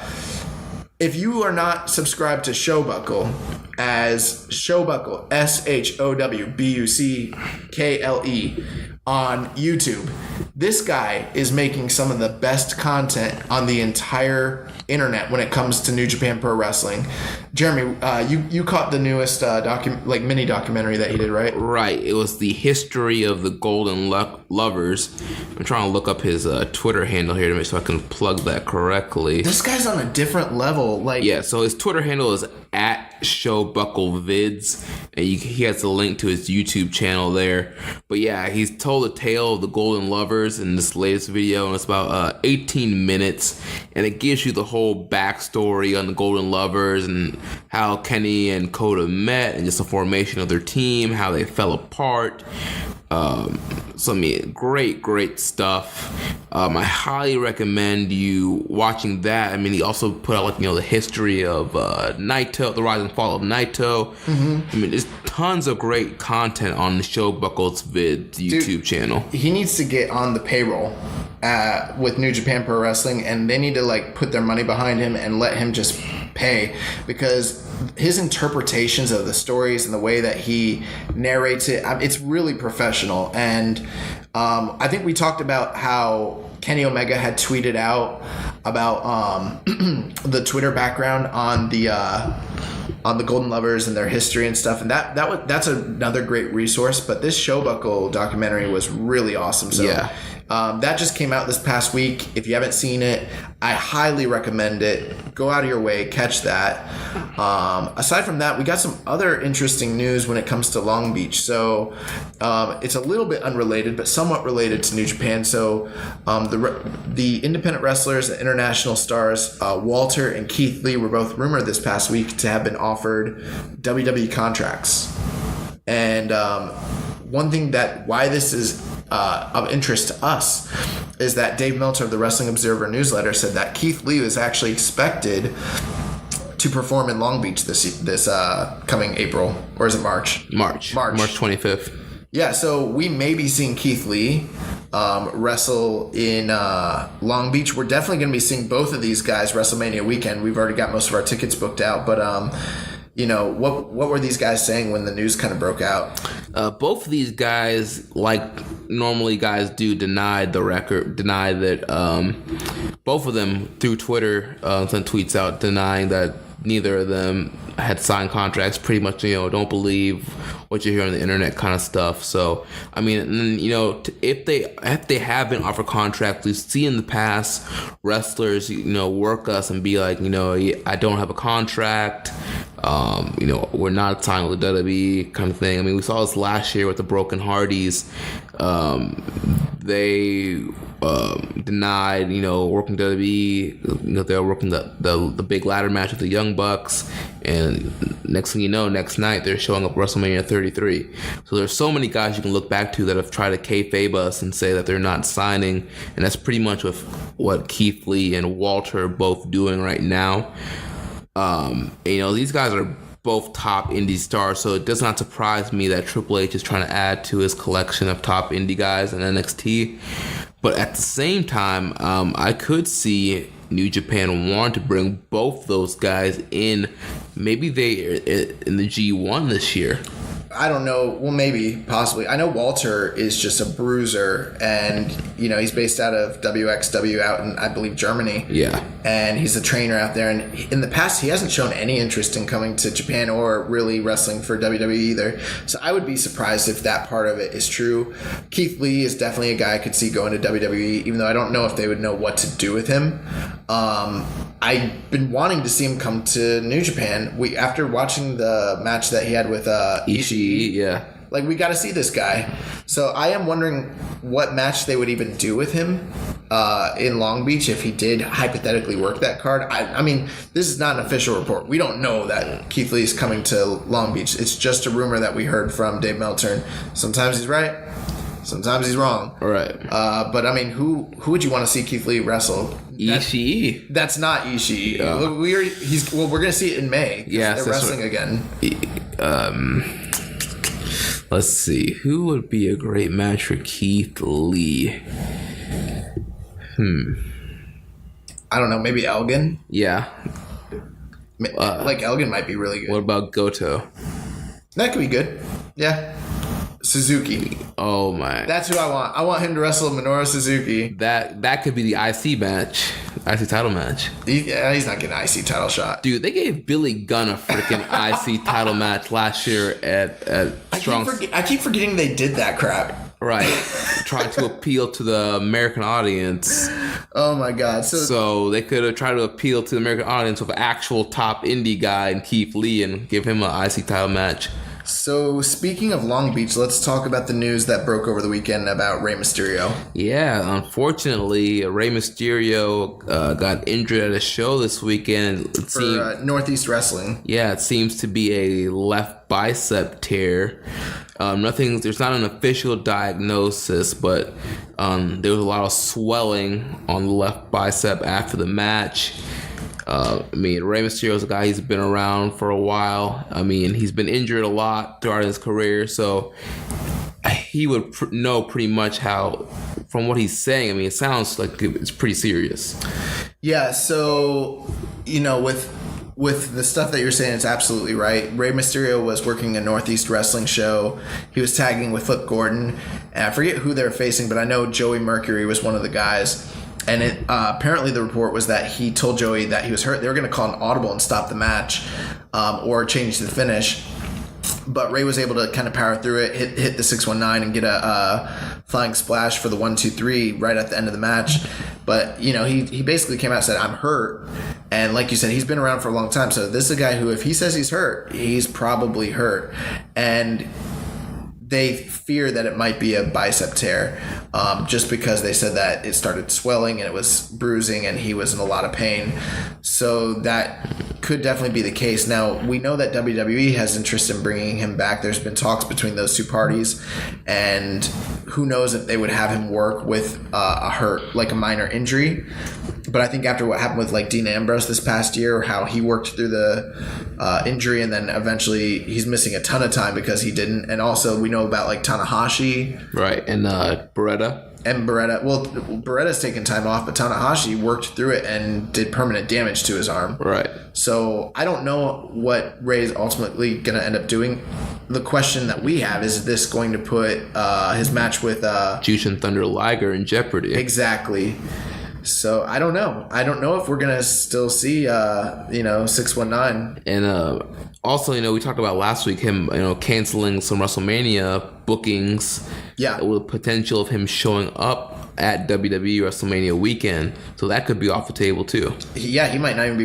Now he's probably not working anything. Yeah. So, all the best wishes to Ray.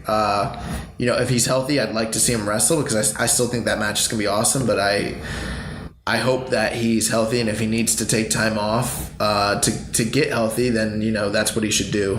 Just like I thought the same thing about Tanahashi, but now I've got him going all the way to Sakura Genesis. Right. Apparently. Right.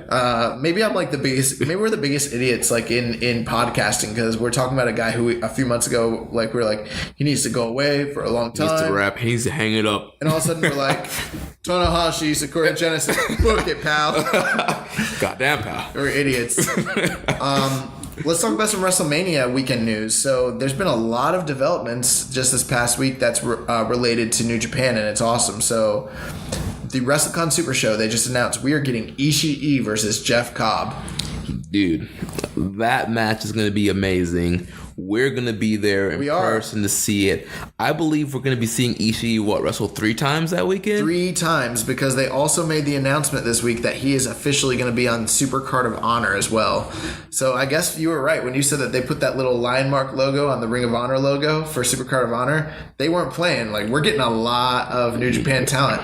Right. I'm not going to be surprised if Minoru Suzuki's working that card too, actually. Right. So yeah, we're going to be seeing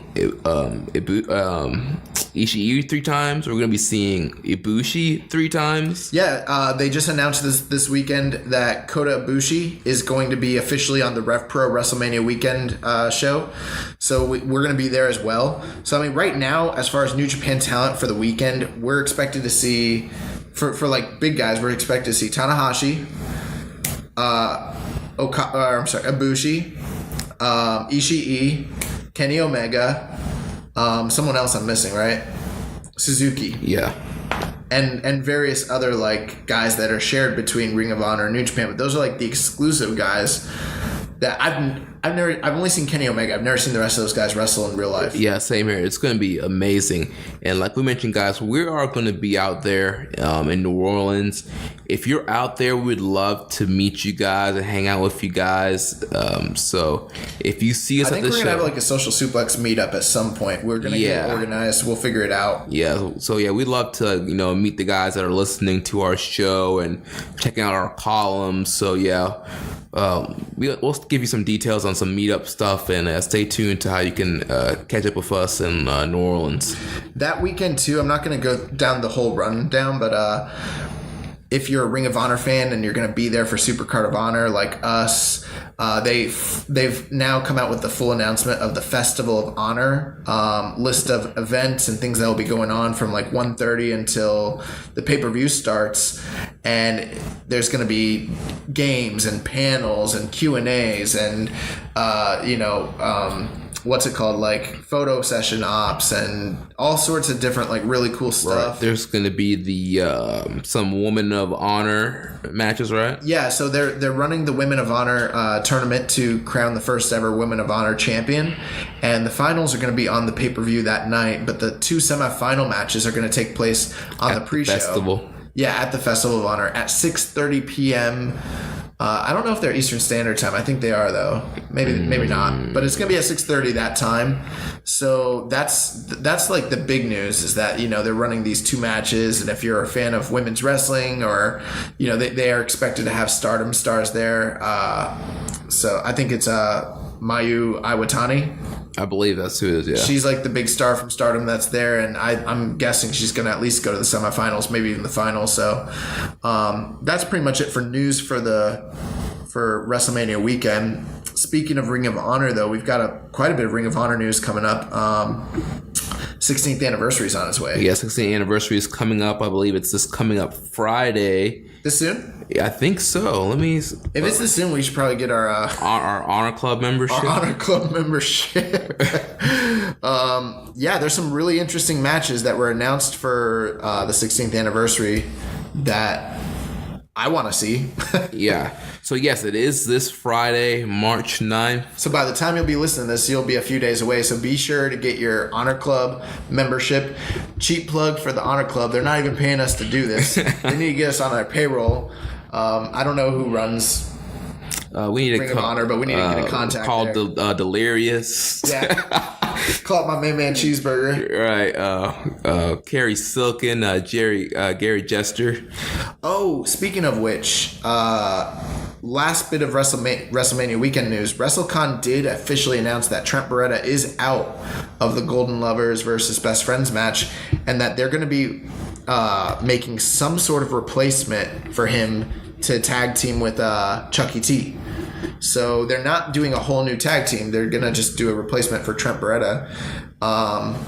And I don't know who it could be. I've got my ideas. Well, at the Ring of Honor, they had the Mayhem in Manhattan show this weekend. Yeah. And Cheeseburger was Chucky T's partner with the team name of Chuck E. Cheese. Oh, my God.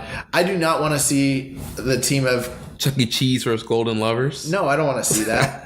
I like Cheeseburger, and I've seen him have good matches with Kenny and good comedy spots. We saw that New Year's Dash, but I don't know, man. If that's the headline of the show for WrestleCon Super Show that I'm paying for, I don't want that to be the headliner. Right. I'm going to go on record, I don't want to see freaking Rocky Romero take that spot, even though that would probably be a good match. We've already seen a match with, we saw this in Lakeland, and I'm talking from a purely selfish standpoint. Right. I want to see the Golden Lovers face someone that is like a dream match. I just want them to just let them face the Lucha Brothers. That's what they should have done. That's what it should be, but we're not getting that. We're getting Chucky T in some sort of replacement. Right. I was happy when it was Best Friends, but now that it's just Chucky T, I'm like, who are they going to put him in there with? I don't know. So if it's Rocky Romero or Cheeseburger, I'm going to be kind of pissed. Yeah. But back to the 16th anniversary, Flip Gordon is taking on Hiromu Takahashi. Yeah, so we saw them, face off twice during the Honor Rising cards, and both guys got a pinfall over the other. So it's kind of like a rubber match in a way. In a way, except they've never faced off one-on-one. Yeah. So this should be really good. I mean, if you guys haven't seen Flip after our recommendation, then we disown you. You need to stop listening to this show. But for those of you that know Flip or have seen Flip and you know Hiromu and how crazy he is, this match has match of the night written all over it. Right. And I mean, this is more of a sign that Flip Gordon's probably going to be in Best of Super Juniors this year. I think so.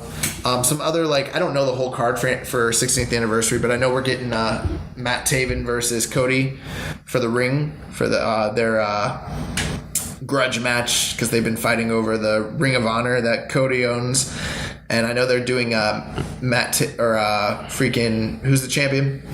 Dalton Castle versus Jay Lethal. Dalton Castle versus Jay Lethal. So, I mean, those are three matches that look like pretty good. 16th anniversary should be good. I'm really looking forward to Hiromu versus Flip. So there's also going to be ROH tag titles with the Motor City Machine Guns against the Briscoes. Marty Scurll is taking on Punishment Martinez. The winner gets a future Ring of Honor World title shot. Oh, I think Marty's winning that. They've been heating him up on TV to get a future title shot, seems like, which that could kind of play into the whole Bullet Club storyline. The Bullet Club storyline, yeah. And then the Hung Bucks will be defending their 6-man Ring of Honor titles against SoCal Uncensored. They're losing those belts. That's Christopher Daniels, Frankie Kazarian, and Scorpio Sky. Yeah, I'm going to call it right now that the Hung Bucks are dropping the belts Friday. Yeah. That's it for them. There's some other news. So we just came off of the Manhattan Mayhem show. There was a couple things we wanted to talk about, but I forget what it was. Yeah, so there was a match between Cody and Flip Gordon. If you watch Being the Elite, there's this whole thing where Flip really wants to be booked on the All In and trying to get the Young Bucks to help him get booked on All In, and Cody does not want Flip on All In, so they had a match. If Flip beat Cody, he could be booked on All In. He ended up losing the match, so Flip, as of right now, is out. He's all out. Yeah, he's all out. He put a tweet out there. He is all out. So and then, there's no way Flip Gordon's not going to actually be on that card. Right. You also said to me earlier today, you said that you think that Flip is Barry the what's his name? Oh, I think that Flip could possibly be Barry the Bear. Barry the drug-free bear? Yeah. Yeah, that I've seen some people on Twitter kind of arguing about who actually Barry actually is. So that's pretty funny. I saw that he put a tweet out and Barry was like, "I'm not Gold Dust." So that's pretty funny. And so yeah, also at the Manhattan Mayhem, there was Hangman. Yeah, there was a 8-man tag with the Young Bucks, Adam Page and Marty Scurll taking on the Kingdom and Shane Taylor. And at some point in the match, Adam Page went up to a balcony area and did a moonsault onto the whole, everybody else in the match. Mm-hmm. And then of course, on Twitter somebody made a GIF of it, and Adam Page tweeted that GIF to Ibushi. What'd he say? I think he just tagged Ibushi in it. He just tweeted it to him? Yeah. Huh. He very interesting. He quote retweeted it and just tagged. Yeah. I think Hangman's one of those guys this year that how Evil got kind of pushed last year, and so did Juice. I think Hangman's going to be one of the guys that gets a big push this year. Yeah. And I'm kind of surprised Hangman's not in the New Japan Cup a little bit. Yeah, that is kind of weird. But yeah, the GIF, if you follow this Twitter account, it's a really popular Twitter account. They do GIFs of every promotion, every show at Total Diva SEPS. Whoever runs that account, they're always capturing all these great GIFs from WWE, TNA, Ring of Honor, New Japan, DDT, Stardom. They GIF everything. So yeah, the GIF of him doing the moonsault off the balcony area, and he just quote retweeted that, and he tagged Ibushi. Nice. So yeah, I mean, maybe we'll see a match between them down the road. Who knows? Yeah. Speaking of Ring of Honor, they also announced this past week that they will be doing the Honor United Tour in May, meaning that Ring of Honor is going to England. They're running a 3-night 3-night tour. And I believe New Japan guys are going to be on that tour. Yeah, they said New Japan will be, co-joint producing it. So I think it's going to be mainly a Ring of Honor show, but they're going to be featuring talent from Ring of Honor from New Japan. Last year during this tour, they had the big LIJ versus Bullet Club 10-man tag. Yeah, those matches were great. Yeah. So if you are a Honor Club member, on March 7th at 10 a.m., tickets will go on sale for the shows over there in England. And if you are not a Honor Club member and you're a general, just a general fan, on March 9th, you can get your tickets. They go on sale at 10 a.m. It's going to be a 3-city tour. I didn't write down the cities, but I think it's like Birmingham and like London and a couple, maybe Ettingham, I can't remember, Sussex, I don't know. But check that out. They just posted it, and the tickets are going on sale shortly. So by the time that this show's dropping, you should still have time to get your tickets if you are, one of our listeners from England, or you plan to make your way over to Europe and you want to. They should be great. And then the last bit of news for Ring of Honor, well, I guess by extension, is All In. Right. So the reports are that the next episode of Being the Elite, the All-In location, is finally going to be announced. And I've been hearing that Chicago is going to be the location. I've heard, remember they kind of teased, they said New York, Cleveland, Chicago, and LA were like the big four. So I would not be surprised if it is Chicago, but kind of hoping maybe it's not Chicago. Maybe it's like New York. Well, maybe Chicago would be cheaper because I kind of want to go to this. Right, yeah. But, Cleveland, we could go to Ohio. Yeah. Any of those three we could go to. If it's in LA, we're probably out. Yeah. We're going to be all out. We're going to be like Flip. We're like Flip. We're all out. So be on the lookout. I don't know when the next episode's going to drop. It's been taking a little while, and I'm waiting for this next episode to drop because I want this storyline to kind of move forward. You know what I'm saying? Right. Aside from that, we got New Japan news. Oh, there was one thing. Speaking of Being the Elite, for those of you that are fans of Being the Elite, you might be familiar with their comedy character, El Chico Luchador. They announced this past week that there is an El Chico Luchador mockumentary that is going to be dropping, and it's going to be very similar to the 30 for 30 that they did on Ric Flair. So this is the following press release. It was issued to ProWrestling.net to promote Chico El Luchador Scuffling with Shade documentary. Chico El Luchador, the greatest professional wrestler of all time, is finally featured in a documentary about his epic rise and tragic fall from grace. Following the tradition of Wrestling with Shadows and ESPN's 30 for 30 Ric Flair, Chico El Luchador Scuffling with Shade is the 99.7% true story of Chico's decades-long career. While some might view this as more of a comedy mockumentary, Chico's story is still real to him, damn it. It's told by Chico along with pro wrestling stars Sean Waltman, X-Pac, Kazuchika Okada, tag team champions the Young Bucks, Bullet Club member Marty Scurll, former WWE superstar Johnny Morrison, the King of Dong Style Joey Ryan, New Japan Pro Wrestling's Juice Robinson, and New Japan Pro Wrestling announcer Kevin Kelly, and many more. This is sponsored by DDT Yoga. Chico El Luchador Scuffling with Shade reveals the truth. Chico losing his mask in a screw job to his jealous arch rival Juanito El Malo. Chico El Luchador is executive produced by pro wrestling superstar Rocky Romero.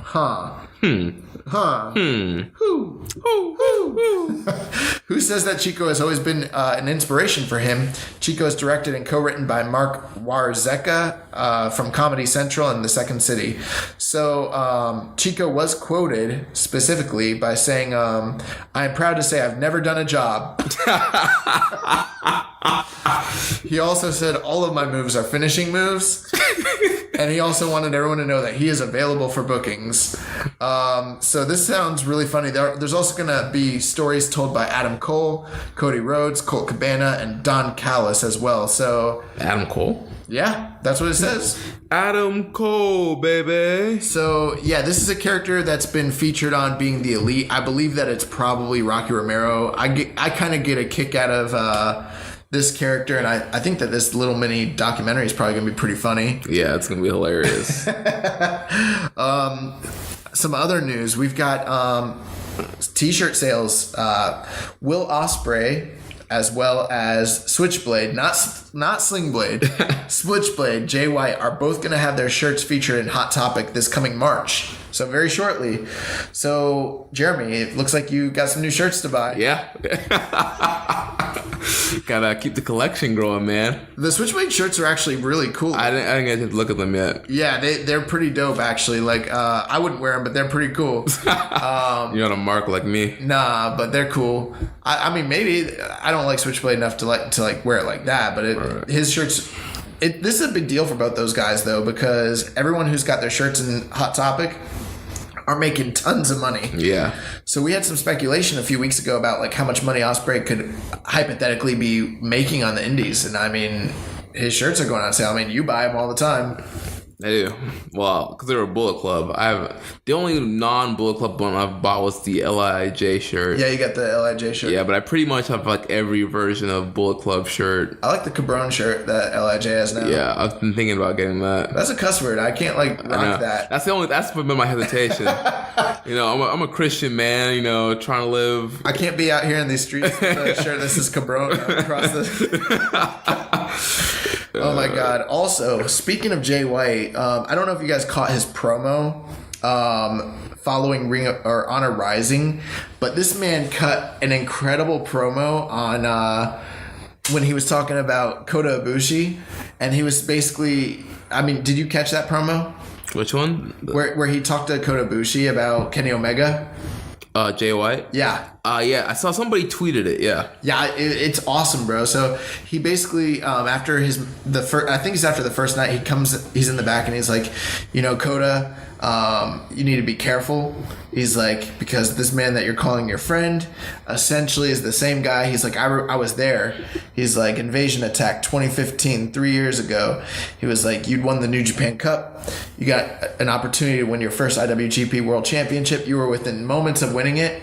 And he's like, I was there. I was by ringside. And you know who else was at ringside? Your best friend, Kenny Omega. He's like, don't forget how Kenny really is. That's the real Kenny. He's like, he distracted you for 1 second, and that was more than enough to tarnish your dreams. He's like, he'll do it again. He's gonna break your heart. Don't forget what I'm saying. And I'm like, this dude's not even in this storyline, bro. Like, this Switchblade character is unreal. Yeah, he's one of the most compelling characters in New Japan right now. Yeah, and like Rich is out here saying this man's got no swag. He has no idea. Like, this dude's causing Well, Rich is the same guy that thinks that New Japan's peaked last year. So just because that we're not seeing a 6-star match every event. Yeah, Rich is like, man, New Japan might have peaked last year. I don't see them having 5- and 6-star matches right now. I'm like, have you been watching this? It's been fantastic. What are you talking about?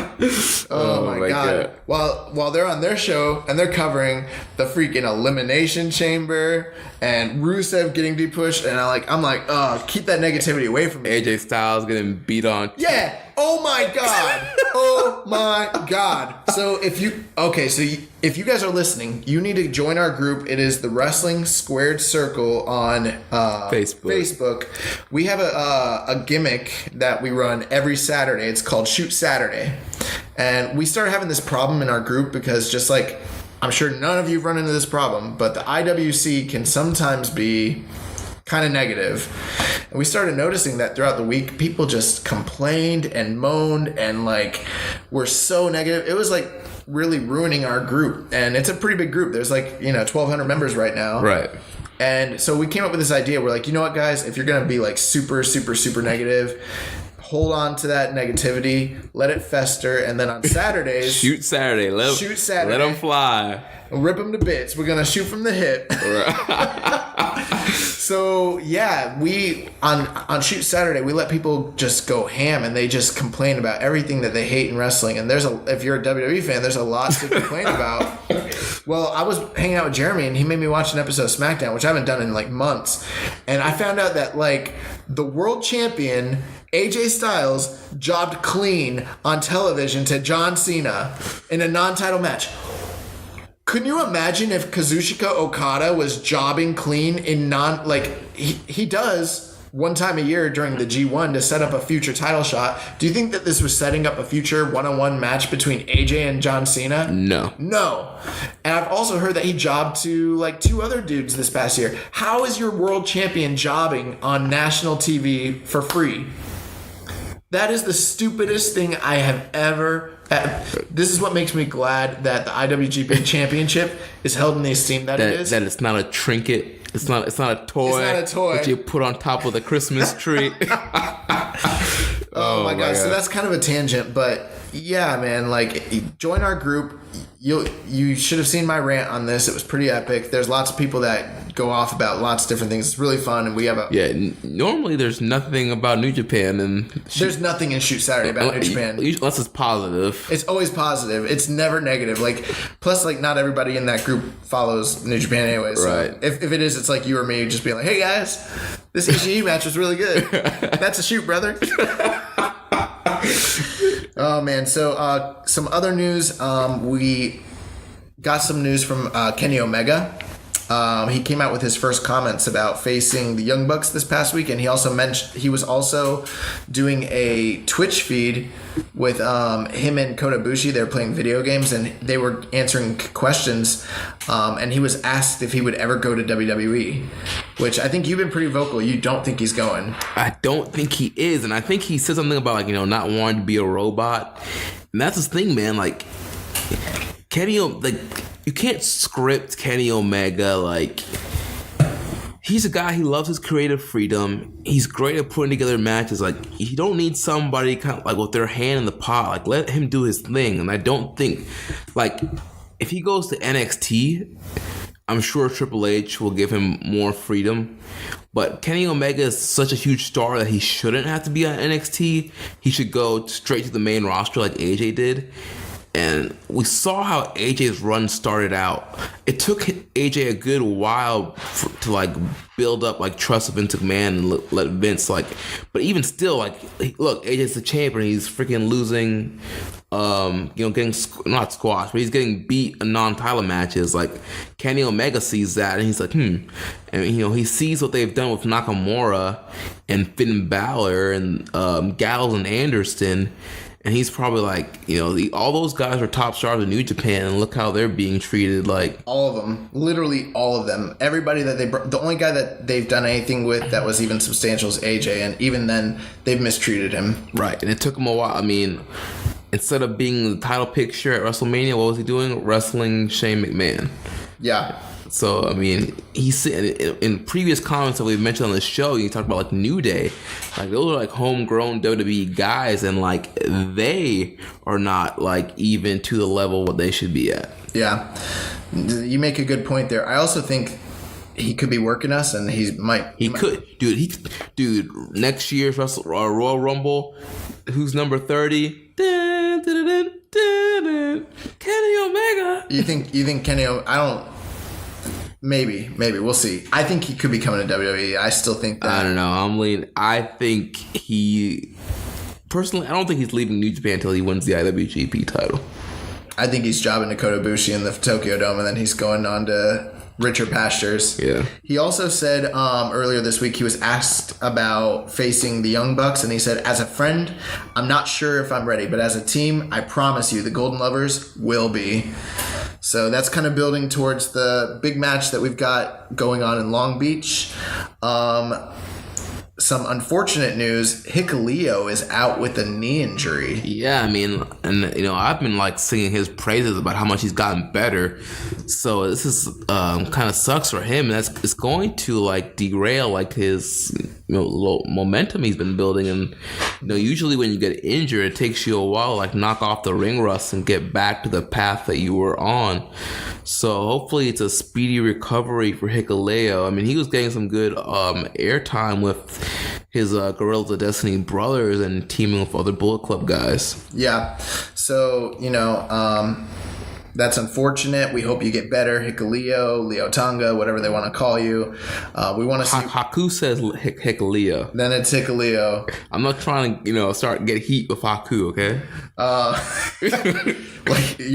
like Haku knows how to listen to a podcast and he's tuning in and Hey man, you seen the podcast numbers the last couple of weeks, man. Who's to say that if we see some New Zealand numbers, I'm just gonna assume it's Haku. Right. I mean, they could be playing it in the Bad Luck Fale dojo, and Haku just happens to walk in and hears us calling him Leo Tonga and being like, "What the hell?" So, anniversary shows coming up. I thought that this was extremely funny. I don't know if you saw this about the interview with Naito, with Taichi. You told me about it. So in a recent interview with Tokyo Sports, Taichi who will face Tetsuya Naito on the New Japan Pro Wrestling 46th anniversary show on March 6th, had a warning for Naito. Taichi, who is about to make his heavyweight debut, called reporters to Naito's favorite family restaurant, and he dressed in all LIJ clothing, which was assumed that he stole from New Japan's headquarters. This man is on a different level, man. He's cutting promos wearing their freaking merch in Naito's favorite restaurant, and he ambushed Naito on the February 10th New Beginning in Osaka show.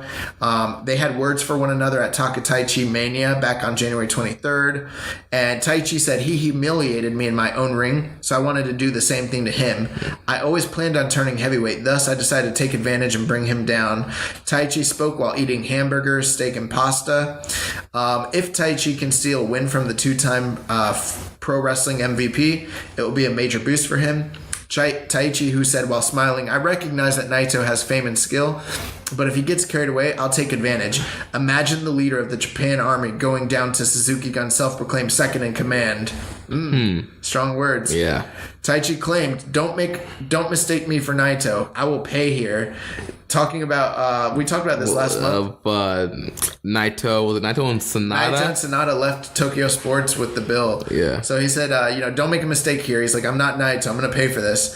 And it is known that Naito made Taichi pay for meals during their days in Mexico. So he was kind of like his young boy, basically. Yeah. However, as the reporters were heading for the exit, they overheard Taichi telling the cashier, "I'm Tetsuya Naito from New Japan. Can you please send the bill to the address on this business card?" Oh my god! So this is an awesome little storyline. I think the stuff I miss the days where they used to forward storylines in the magazines here the After Mags and stuff. Yeah, they don't really do that anymore, but it's still going strong in New Japan. So I'm glad to see that. And I mean, this man's out here wearing the freaking LIJ gear and eating at this dude's restaurant. They should have just filmed this and aired it on New Japan World, because right. I would have loved to see this. Yeah. So that was interesting. So the last two bits of news, pretty big. We've got the official dates for Best of Super Juniors, and the first official information about Dominion tickets. And let me see here. One thing that's very interesting, they're actually moving the finals and the opener for the tournament to Corkin Hall for Best of the Super Juniors this year. Interesting. Yeah. So the dates have been announced that the tournament starts with 2 days in Corkin Hall for Best of the Super Juniors. This is on May 18th and May 19th. And then from there, they're going to have shows in Shizuoka, Tokyo, Shiga, Osaka, Aichi for 2 nights, Tojigi, Fukushima, Aomori, Guma, before returning to Corkin for the finals on June 4th. So we've got the tournament from May 18th to June 4th. And it looks like we're getting, how many nights is that? 1, 2, 3, 4, 5, 6, 7, 8, 9, 10, 11, 12, 13 nights. So it's a 13-night tournament. And, this is always, the highlight for the juniors in the junior division every single year. There's going to be more details about the event lineups and ticket sales, but this event is being brought to us by Fire Pro Wrestling World. So they're going to be the ones that are officially kind of sponsoring it. So this is pretty exciting news. We knew that this was coming, but I mean, we kind of have an idea of the days. It is interesting though that they're elevating the tournament by having they're having 3 of the nights in Corkin, which is a big deal. They don't usually do that, and I don't think they usually do the finals in Corkin. So kind of moving the finals there is a big deal. And then we have the first details set for Dominion in Osaka-jo Hall. I think you got that right, Jeremy? Yes, so the date and venue for Dominion 2018 has been decided. It will be on Saturday, June 9th, and will be in the historic Osaka-jo Hall. Remember last year's show, we had that 60-minute draw between Okada and Omega. It was just an awesome match. So, Dominion, it's one of the biggest New Japan shows of the year. I think it's like their SummerSlam to me. Yeah. Unless you think the G1 Finals is, but to me... I think Dominion's like the SummerSlam. Yeah. So, yeah, June 9th, 4 p.m. JST. That's awesome.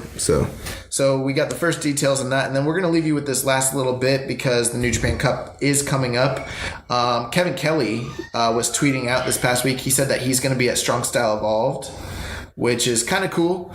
He was there last year, and so was Don Callis, so it doesn't necessarily mean that they're going to be calling the show, but I think the fact that he was tweeting about being there, I'm like still holding out hope. Do they make it a 3-man booth?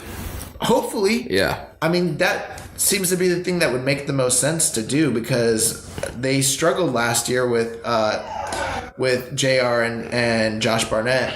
I understand why they're still using Jim Ross for access. It makes sense because of his connection to the Attitude Era, right? And the type of American fan that they're trying to draw. There's nostalgia there and there's familiarity, whereas like most people probably don't know Kevin Kelly.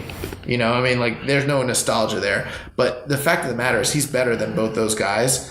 And if he was on the show, it would do nothing but benefit. He could help walk those guys through. Yeah, so he'll be there. But the last bit of news, and this is what we want to leave you guys with, Kevin Kelly tweeted that there's going to be English commentary every single night of the New Japan Cup, all 9 shows. Yes. So we had speculation because they came out with a list and said that only like 5 of the shows were English, which I was like thrilled about. I was like, wow, we're getting 5 nights of English and 4 of Japanese. That's cool. I didn't expect them to do that many nights of English commentary, and they're doing 9 nights according to Kevin Kelly. We could be wrong here, but we're just going based on what he tweeted out. He said that they're doing 9 nights, right. Which I don't know.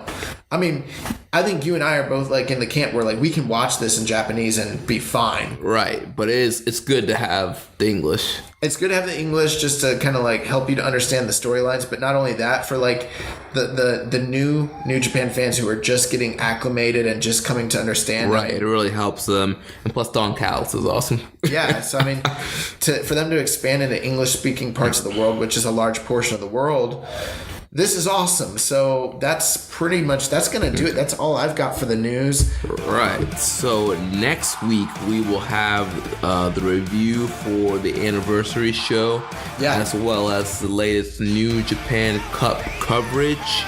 So thank you again for downloading and listening to another week of Keeping It Strong Style. Make sure you connect with us on social media. You can follow us on Twitter. I'm at Jeremy L. Donovan. You can follow the show at KI Strong Style. Follow Social Suplex at Social Suplex. On Facebook, we're facebook.com/Social Suplex. You can check out our exclusive membership group, the Wrestling Squared Circle, facebook.com/groups/Wrestling Squared Circle. You can also find us on Reddit. On Reddit, I am the Pro Black Guy. Josh is Keeping It Strong Style. Make sure you check out all the other shows on the Social Suplex Podcast Network. We have One Nation Live, One Nation Radio, hosted by Rich Latta and James Boyd. We have the SMC Wrestling Podcast with Caleb Rance and Carl. And then we have the Ricky and Clive Wrestling Show, hosted by Ricky and Clive in Scotland. And I think we might be having some new additions coming to the show very shortly, so keep your eyes and ears peeled for that as well. Right. Because we're growing. Yes, the network is growing, our show is growing. So don't forget to subscribe to the Social Suplex Podcast Network on the podcast app of your choice. Leave us a rating and review. Until next time, goodbye and good night. Bang. Thank you for listening to Keeping It Strong Style. We'll see you next time.